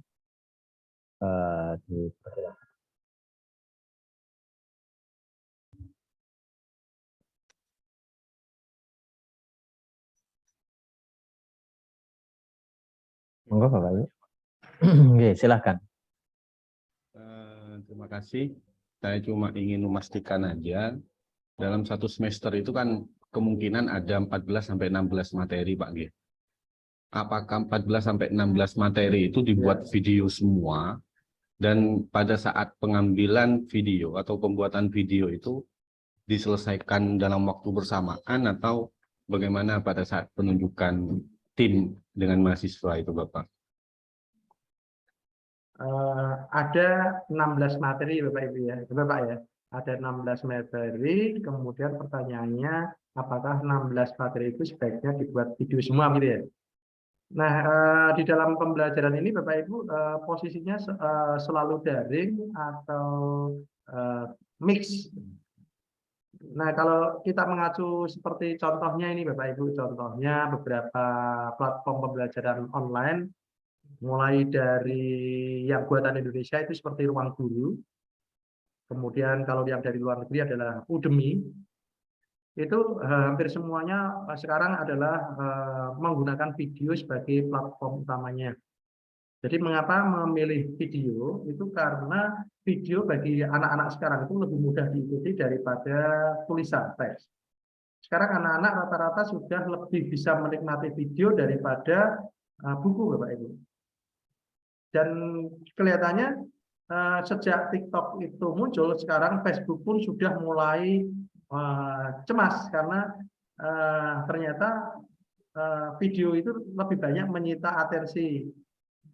Artinya apa? Artinya bisa jadi murid kita termasuk di dalamnya, yaitu adalah yang lebih mudah menerima penjelasan melalui video. Pengalaman saya kebetulan kan aktif di komunitas pemrograman, Bapak Ibu. Saya sering membagikan tips atau mungkin tutorial itu ke komunitas itu. Ya, saya punya blog, lalu saya share link dari blog saya, kemudian tanggapan dari banyak anggota member di komunitas tersebut adalah selalu pertanyaan adalah sudah ada videonya kah? Jadi selalu yang ditanyakan sudah ada videonya kah? Karena mereka menginginkan bahwa bisa langsung praktek sambil melihat video. Nah, jadi kesimpulannya, kalau saran saya, kalau memang pembelajarannya memang masih daring, maka saya sarankan setiap pertemuan paling tidak ada video 15 menit gitu. Jadi itu sebagai pengantar materinya. Karena kalau mereka diminta membaca itu, kalau kita walaupun kita nulis panjang lebar, kadang-kadang juga tidak dibaca itu, Bapak Ibu. Baru kalau soal memang dibaca, tapi kalau dalam bentuk penjelasan seringkali itu justru dilewatkan. Tapi kalau dalam bentuk video malah mereka mau menonton sampai selesai. Itu fenomenanya memang begitu. Tentunya Bapak Ibu bisa mencoba mulai dari ini topik-topik apa dulu yang mudah untuk divideokan. Tidak harus semuanya langsung jadi 16 itu saya pikir juga sangat sulit ya membuat 16 video dengan kualitas yang sesuai dengan yang diharapkan ya. Mungkin Bapak bisa mentarget dulu untuk semester ini ada berapa video yang mau diproduksi. Nanti semester berikutnya dan seterusnya. Oh ya, ini tambahan. Bapak Ibu, kalau Bapak Ibu sudah punya channel YouTube belum? Bapak sudah punya channel YouTube belum? Saya sudah punya, Pak, tapi Nah, campuran, Pak. Kalau sudah punya, Bapak bisa memanfaatkan channel itu, dan Bapak kalau misalnya ini tiba-tiba videonya itu banyak view, itu kan paling tidak bisa menambah apa namanya gairah untuk membuat video. Jadi awalnya dulu saya juga nggak suka membuat video, Pak. Suatu ketika saya diajak oleh dosen saya waktu S3 untuk mengisi acara webinar. Nah, kemudian beliau itu ini nanti jangan-jangan pada saat webinar internetnya jelek, kita siapkan video ya, ceritanya begitu. Akhirnya ya itulah video pertama saya. Jadi ketika saya diminta mengisi webinar, saya siapkan video, lalu saya unggah di YouTube. Nah, setelah saya juga unggah ke YouTube, ternyata banyak yang mensubscribe ke saya. Nah, terus akhirnya saya bersemangat. Akhirnya saya suka membuat video. Nah, di situ ada motivasi eksternal yang kita butuhkan untuk memproduksi video. Nah, caranya tadi salah satunya adalah diunggah di channel YouTube. Seperti mahasiswa saya tadi, mahasiswa saya itu saya wajibkan untuk unggah di channel YouTube. Supaya apa? Supaya setidaknya bisa dilihat orang lain. Kemudian kalau bisa nanti akan ada reward dari pihak YouTube. Gitu. Dan salah satu dari video yang saya tayangkan tadi itu mendapat reward dari YouTube. Akhirnya anaknya bersemangat. Gitu. Jadi itu bisa menjadi motivasi eksternal. Bapak Ibu bisa meminta bantuan mahasiswa untuk mengajak bareng berkolaborasi untuk memproduksi video. Demikian Bapak Gubron. Oke. Gimana Pak Til? Oke, Pak. Makasih, Pak. Kalau saya tertariknya kayak si Unyil itu sebenarnya, Pak. Kalau si Unyil, laptop si Unyil ya. Menarik, itu kan meskipun lama durasinya tapi nggak bosen ya, Pak. Karena ada mainannya apa, ada selingan. Karena dibungkus dalam sebuah cerita, alur cerita, Pak ya. Ya, tapi kita di dunia pendidikan agak sedikit sulit ya untuk menemukan orang-orang yang bisa mengombinasikan pendidikan. Tapi kalau Bapak bisa, ya tidak masalah. Laptop show-nya sebenarnya juga edukasi. Dalam bentuk edukasi, cuma di situ lebih banyak ke aspek pengetahuan dan mungkin tidak ada tujuan pembelajaran khusus yang ingin dicapai. Tapi kadang-kadang kita kan ada tujuan khusus yang harus dicapai gitu ya.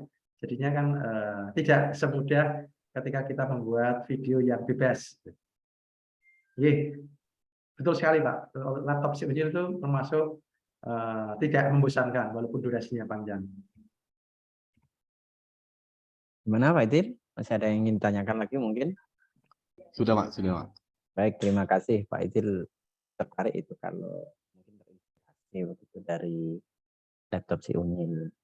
Dan juga menarik dan ya membuat orang betah untuk nonton, juga mungkin teringat ke masa kecilnya Pak Idil mungkin. Iya.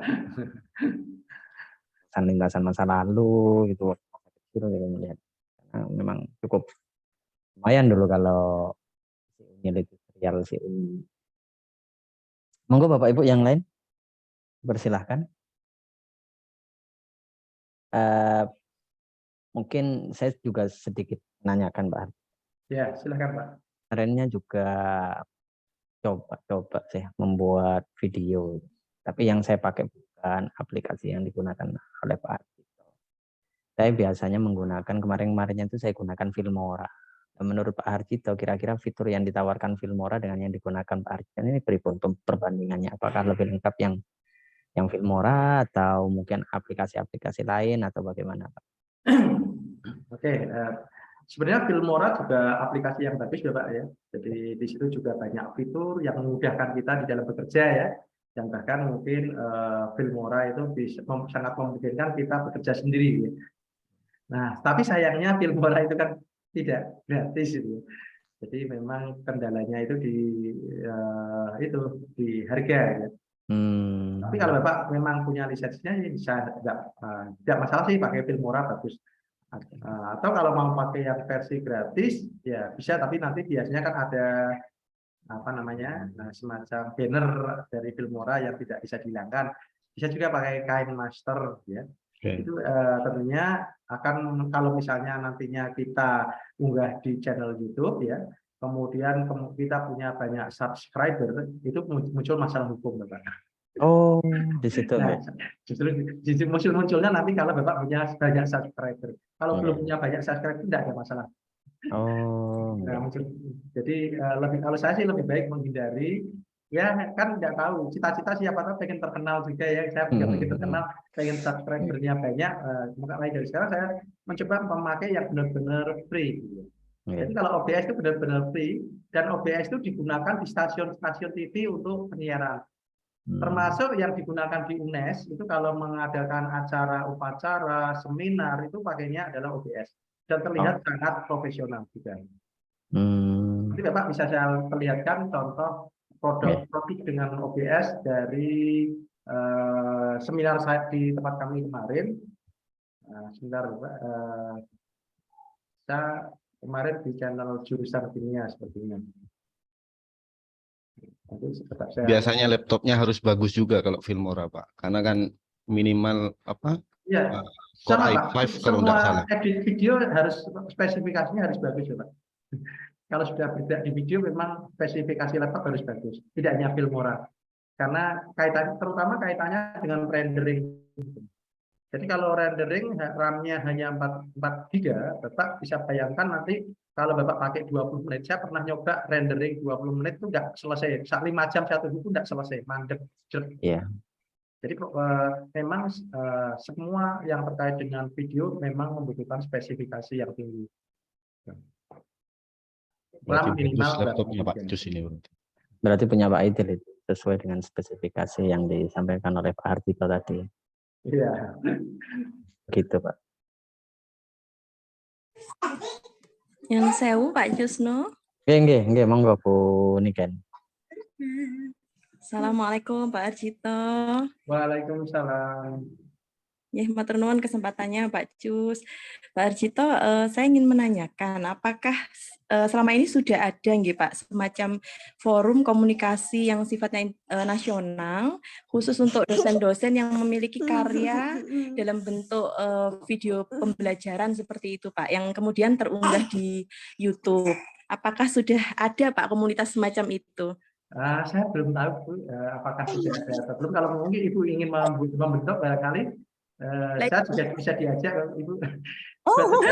Grup Facebook nanti coba dibentuk yang tergerak ingin bagaimana cara ini. Tapi kalau komunitas untuk memanfaatkan Google Workspace, komunitas yang memanfaatkan Microsoft Office 365 itu banyak guru-guru. Nanti coba saya cari komunitas guru yang atau dosen yang aktif di bidang produksi video pembelajaran. Nanti kalau ada saya konfirmasikan. Nggih, anu Pak Harjito menika saya ini kok ada kepikiran tentang bagaimana kalau produk-produk kita hasil dari kegiatan ini, kemudian nanti kan kawan-kawan ini akan mendownload, menguploadnya di YouTube begitu. Nah selama ini memang sudah ada beberapa kawan-kawan dosen Universitas Nurul Jadid yang memang aktif gitu ya membuat video kemudian diunggah di YouTube. Tetapi memang karena tidak ada komunitas forum komunitas komunikasi terkait dengan karya-karya beliau-beliau ini, sehingga akhirnya karyanya ini hanya bersifat lokal, Pak. Maksud saya kalau ada forum komunitas seperti itu, kita ini bisa memanfaatkan YouTube untuk saling bantu subscribe mensubscribe misalkan seperti itu. Terus kemudian kita bisa mengunggah video pembelajaran ini untuk saling sharing dengan universitas lain begitu.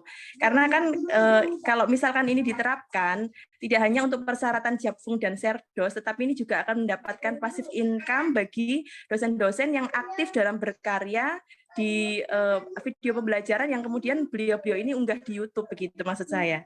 Jadi kalau ada forum komunitasnya itu seperti khusus untuk karya-karya dosen yang bersifat nasional pembuatan video, saya rasa ini akan saling support.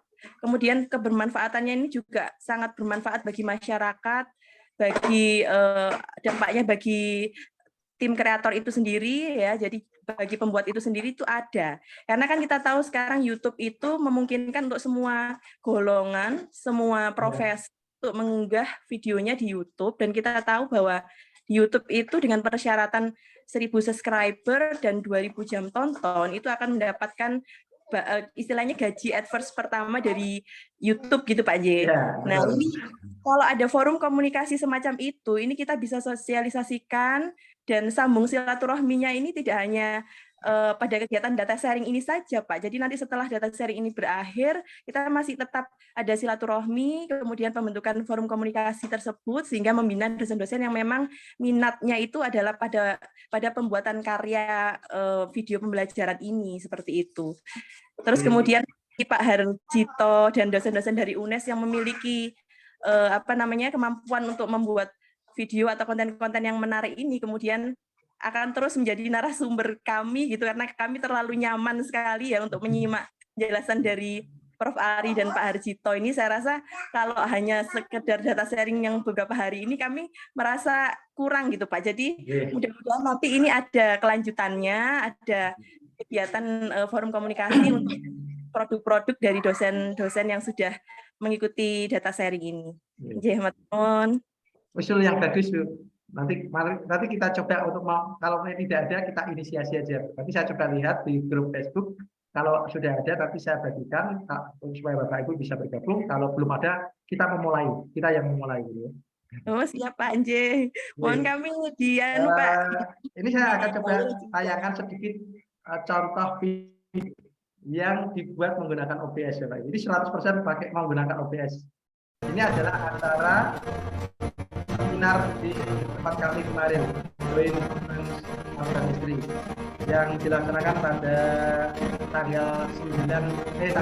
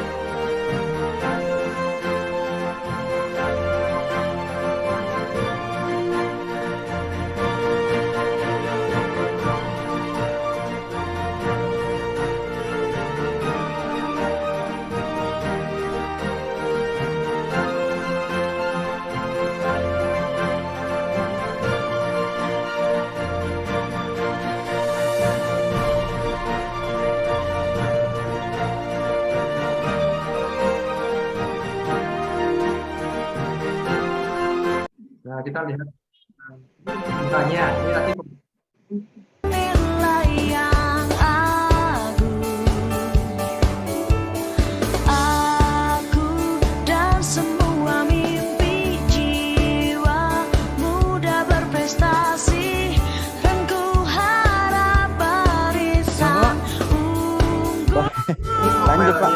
lanjut Pak.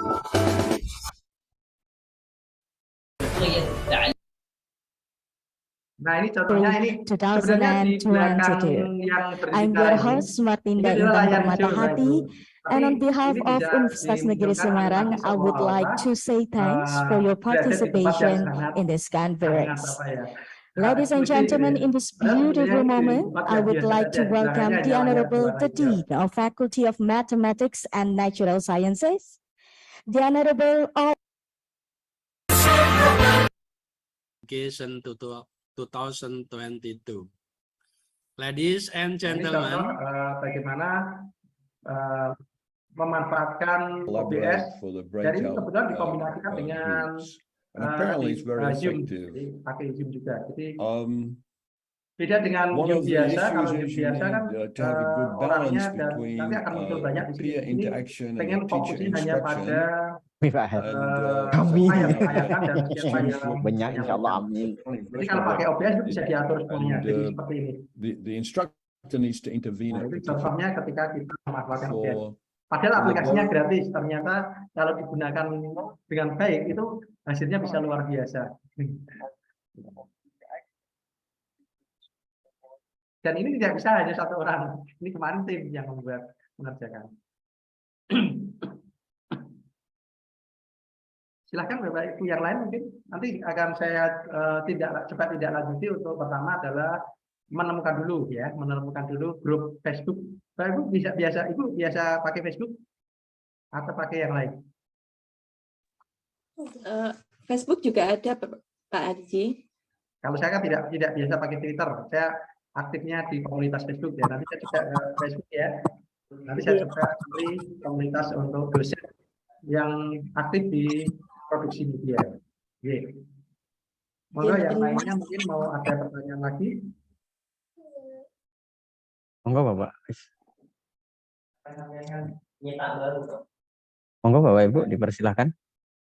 Mungkin terkait dengan yang disampaikan Bu Niken ini terkait dengan komunitas, karena belum kita bisa identifikasi gitu mungkin ya bisa dimulai dari Bu Niken dulu lah, yang teman-teman bisa kumpul-kumpul dulu gitu. Harus ada yang memulai memang. Begitu. Monggo Bapak Ibu yang lain dipersilahkan. Ada pertanyaan? Tapi kalau saya lihat di UNES sendiri Pak, kayaknya ada memang situs YouTube-nya. Jadi seandainya nih ada satu dosen memberikan materi, kemudian diuploadnya di situs YouTube kampusnya. Nah, kalau seandainya seluruh dosen ini disatukan di satu situs itu kan bisa membantu mendongkrak subscriber gitu loh. Di UNES sepertinya saya lihat sudah seperti itu maksudnya. Di UNES memang ada UNES TV ya Pak. Iya, UNES TV. Ada UNES TV, jadi nanti Bapak Ibu dosen yang dimintai untuk mengisi konten akan diunggah di UNES TV. Tapi bukan berarti terus melarang dosen yang lain untuk menyanyikan. Kadang-kadang kan seperti saya juga pengen punya subscriber ya. Karena kalau masuk ke UNES nanti subscribernya masuk UNES semuanya. Kita sebagai pembuat konten, apa yang kita dapat? Kadang-kadang kan gitu. Nah, kemudian kalau saya itu kemudian membuat blog, Bapak. Saya membuat blog yang menyatukan video-video karya mahasiswa saya itu dalam satu galeri. Jadi membuat galerinya supaya gampang dicari. Oh, ini yang berkaitannya dengan kimia. Ya tadi Pak, ada sedikit egoisme juga sebenarnya di UNES ada UNES TV, tapi kami hanya mengisi kalau diminta. Ya. Seperti saya pernah mengisi di UNES TV kalau diminta. Kalau tidak diminta saya membuat konten, ya saya masukkan di channel saya sendiri karena saya juga menginginkan subscriber gitu. Kira-kira begitu. Karena ya kita tahu ya ada sesuatu di balik subscriber gitu. Oke, terima kasih Pak Gufron. Di tempat Bapak sudah ada semacam itu? Monggo Bapak Ibu yang lain, silakan. Di sini ada Pak Unujan News namanya, tapi punyanya mahasiswa. Oh, punyanya mahasiswa. Dikelola oleh salah satu apa namanya Pak Cus? UKM UKM mahasiswa. Tapi kalau sebenarnya satu sisi kalau ada perkumpulan dosen, entah apa itu yang disebut dengan komunitas versi saya pribadi, saya Pak Cus, Bu Niken dengan dari berbagai unsur latar belakang kita lah ya. Saya di ekonomi, kemudian Pak Cus di pendidikan, dijadikan satu pada saat upload materi di mana namanya di satu channel itu kan membantu gitu. Ya nanti dibagi 3 lah Pak. Jadi biar ada sedekahnya kan begitu. Daripada diambil sendiri nanti kalau saya meninggal kan nggak dapat apa-apa yang lain Pak. Nah kalau saya meninggal kan Pak Cus dapat nanti Pak. Memang lebih baik dikelola secara ya. Kalau dikelola mahasiswa kan kadang-kadang ya namanya mahasiswa kadang-kadang ada generasi yang rajin, ada juga dapat generasi yang malas gitu ya, tiba-tiba mati di tengah jalan gitu ya. Tapi kalau diformalkan memang akan lebih menjamin. Kalau di kami ya namanya UNES TV tadi, dan sudah punya semacam lembaga khusus yang memang menangani di bawah naungan teknologi informasi. Jadi memang ada di situ asetnya bagus Pak. Jadi kamera menggunakan mikrofon yang bagus, yang kualitas tinggi, kemudian layarnya pun layar yang besar, berapa in ya, 40 berapa in, yang layar lengkung. Jadi editing itu enak sekali ya Pak. Dan komputernya juga nggak laptop, aku pakai komputer yang spek tinggi. Ya, memang harus begitu kalau untuk profesional. Gitu. Ya, tapi mungkin jenengan bisa memulai untuk istilahnya apa ya? Kalau kelompok dosen-dosen dengan kajian khusus itu ya, kajian dari lintas fakultas sebenarnya bisa. Jadi nanti kajian khususnya terkait dengan video pembelajaran. Saya pikir mungkin sangat memungkinkan.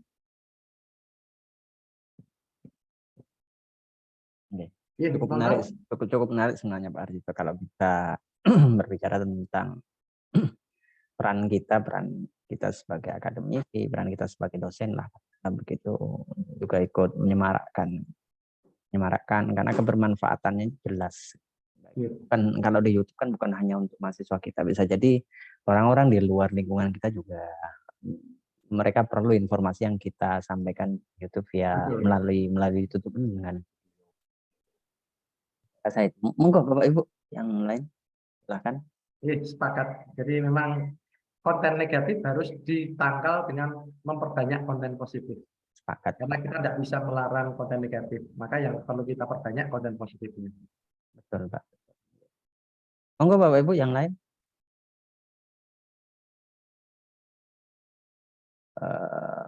Ini jam menunjukkan pukul 10.59 Bapak. Jadi kalau memang tidak ada Bapak Ibu, kita akhiri di sesi ini hari sekarang. Jadi mungkin saya nggak tahu Prof. Ari apakah masih ada di room ini ya.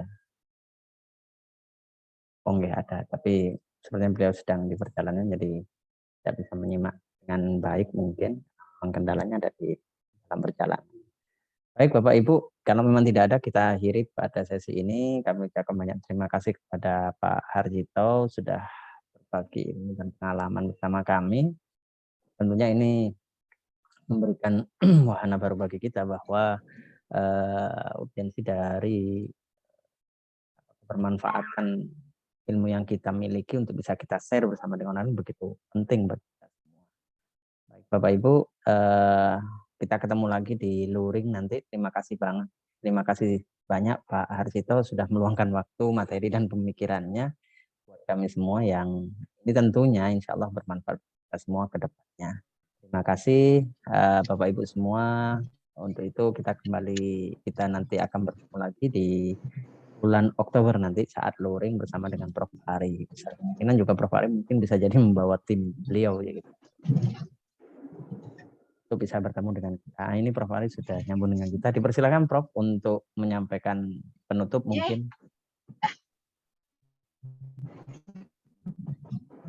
Ya, dipersilakan Prof. Pak Hus, nyuwun pangapunten Bapak Ibu semuanya. Ini saya sinyalnya jadi keluar masuk, mengganggu yang admit ini, J. Oke, matur banun Pak Hus, matur banun juga Pak Haji yang telah mendampingi Bapak Ibu semuanya, membantu saya untuk istilahnya tahapan-tahapan untuk membuat satu video depan saya. Semoga apa yang disampaikan oleh Pak Harjito ini dapat bermanfaat bagi Bapak Ibu semua dan memberi kesan yang oh ya seperti ini gitu loh. Maksudnya kita bisa melakukan, kalau mungkin wah itu saya nggak bisa, itu kan eman. Jadi kalau Bapak Ibu semua bisa melakukan, saya juga insya Allah bisa melakukan juga. Nanti kita sama-sama mencoba besok saat luring ya Pak ya. Ayo kita coba. Jadi demikian yang dari saya Pak Kus. Mohon maaf Bapak Ibu semuanya bila pada hari ini saya kurang maksimal dalam memberikan beberapa kata-kata, karena kebetulan kok bebarengan. Matur Mbak Nun atas perhatian dan maklumnya. Dan sekali lagi matur nuwun pada Pak Harjito, juga tim pendamping kegiatan Detasering ini, baik Pak Kus, Pak Furkon, mungkin ada yang lain. Demikian matur nuwun. Wassalamualaikum warahmatullahi wabarakatuh. Waalaikumsalam warahmatullahi wabarakatuh. Terima kasih Prof. Ari sudah menemani kita selama 4 hari. Terus kemudian Pak Harjito juga di sesi terakhir dari rangkaian Detasering dalam bentuk daring ini. Kita akan ketemu di luring nanti. Kita akan sebar undangan Bapak Ibu terkait dengan pelaksanaan Detasering untuk materi pembelajaran daring ini di sesi luringnya. Terima kasih banyak. Terima kasih Pak Harjito. Kita akhiri sekarang. Wassalamualaikum warahmatullahi wabarakatuh. Waalaikumsalam.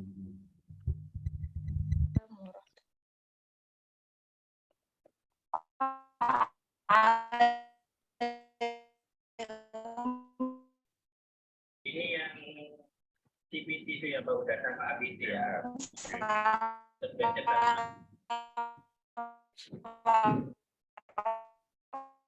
Kok lo ya?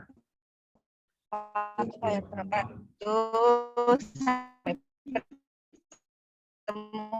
lagi. Prof, terima kasih banyak Prof. Pak Harjito, mohon izin Terima kasih Prof. Siap Prof. Siap Prof. Selamat sampai tujuan Prof.